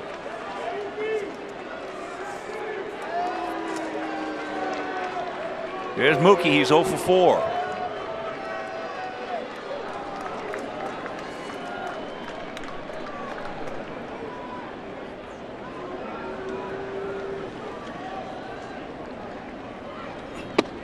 First pitch strike from David. 2-7-1 for us. 1-4 and 2 for them. 4 hits. Pretty amazing in this ballpark. For a club hitting 291. I don't believe it. Miguel Gonzalez, if you're just tuning in, was brilliant tonight. I think Alex Avila is telling Ed Hickox, of all the pitches to miss, how in the world do you miss that last one? Because he's looking back and talking to him saying, I know he didn't hit the glove, but it had the whole zone.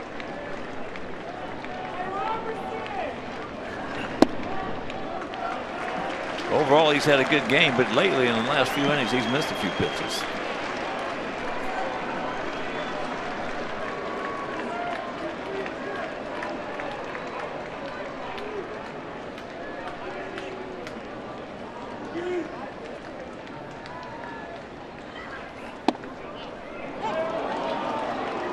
Two and two.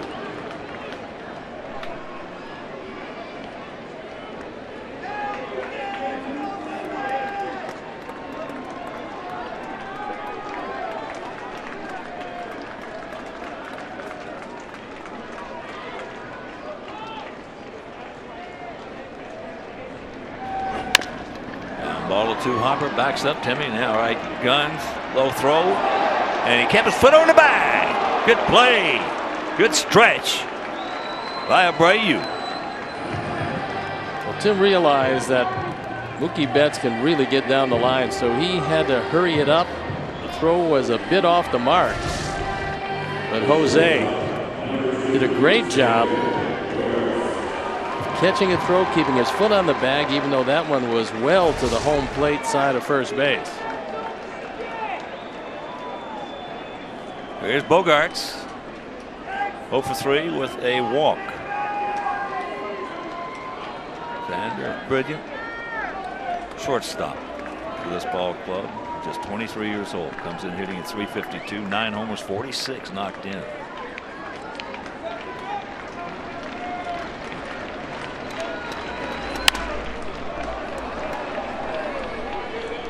rip at that one.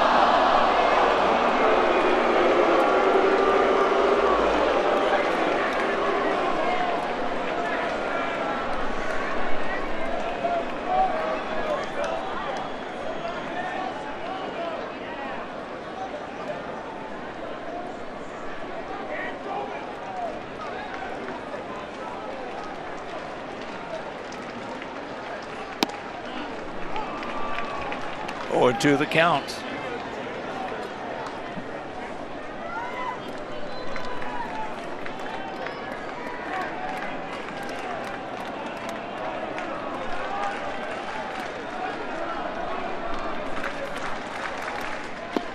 Yes, he did. He gone.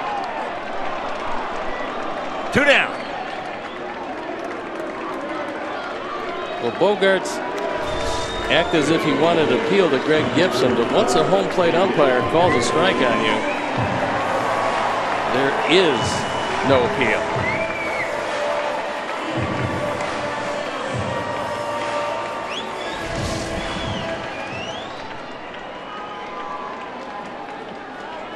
So here's Big Poppy. He's 0 for 4.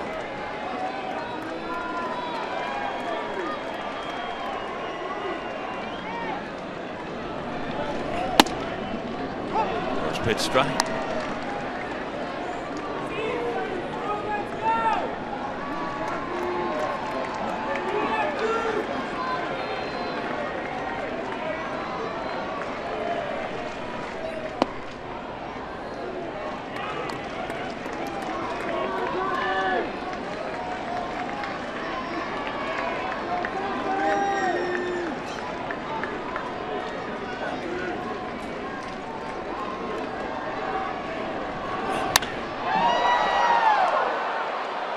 Long way for everybody to go, and it's going to fall.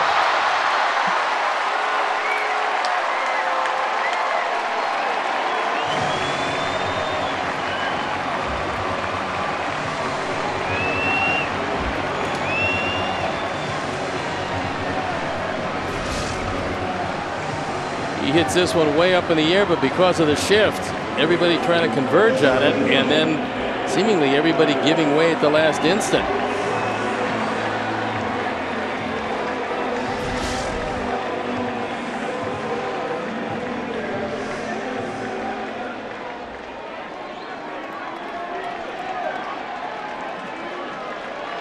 And here's Hanley Ramirez 0 for 3 with a walk.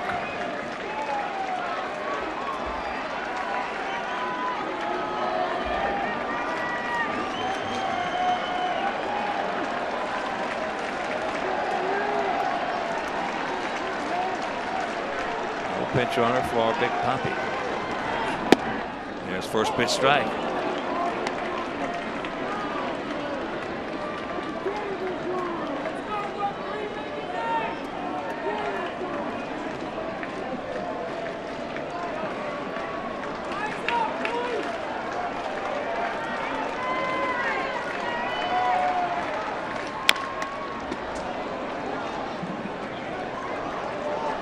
Oh, 0-2 the count.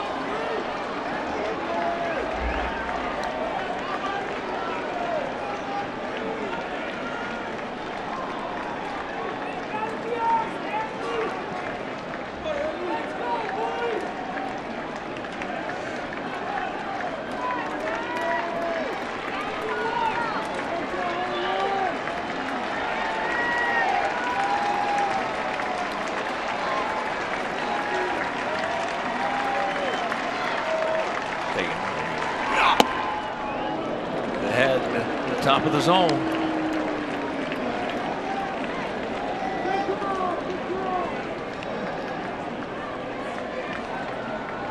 And didn't get it called.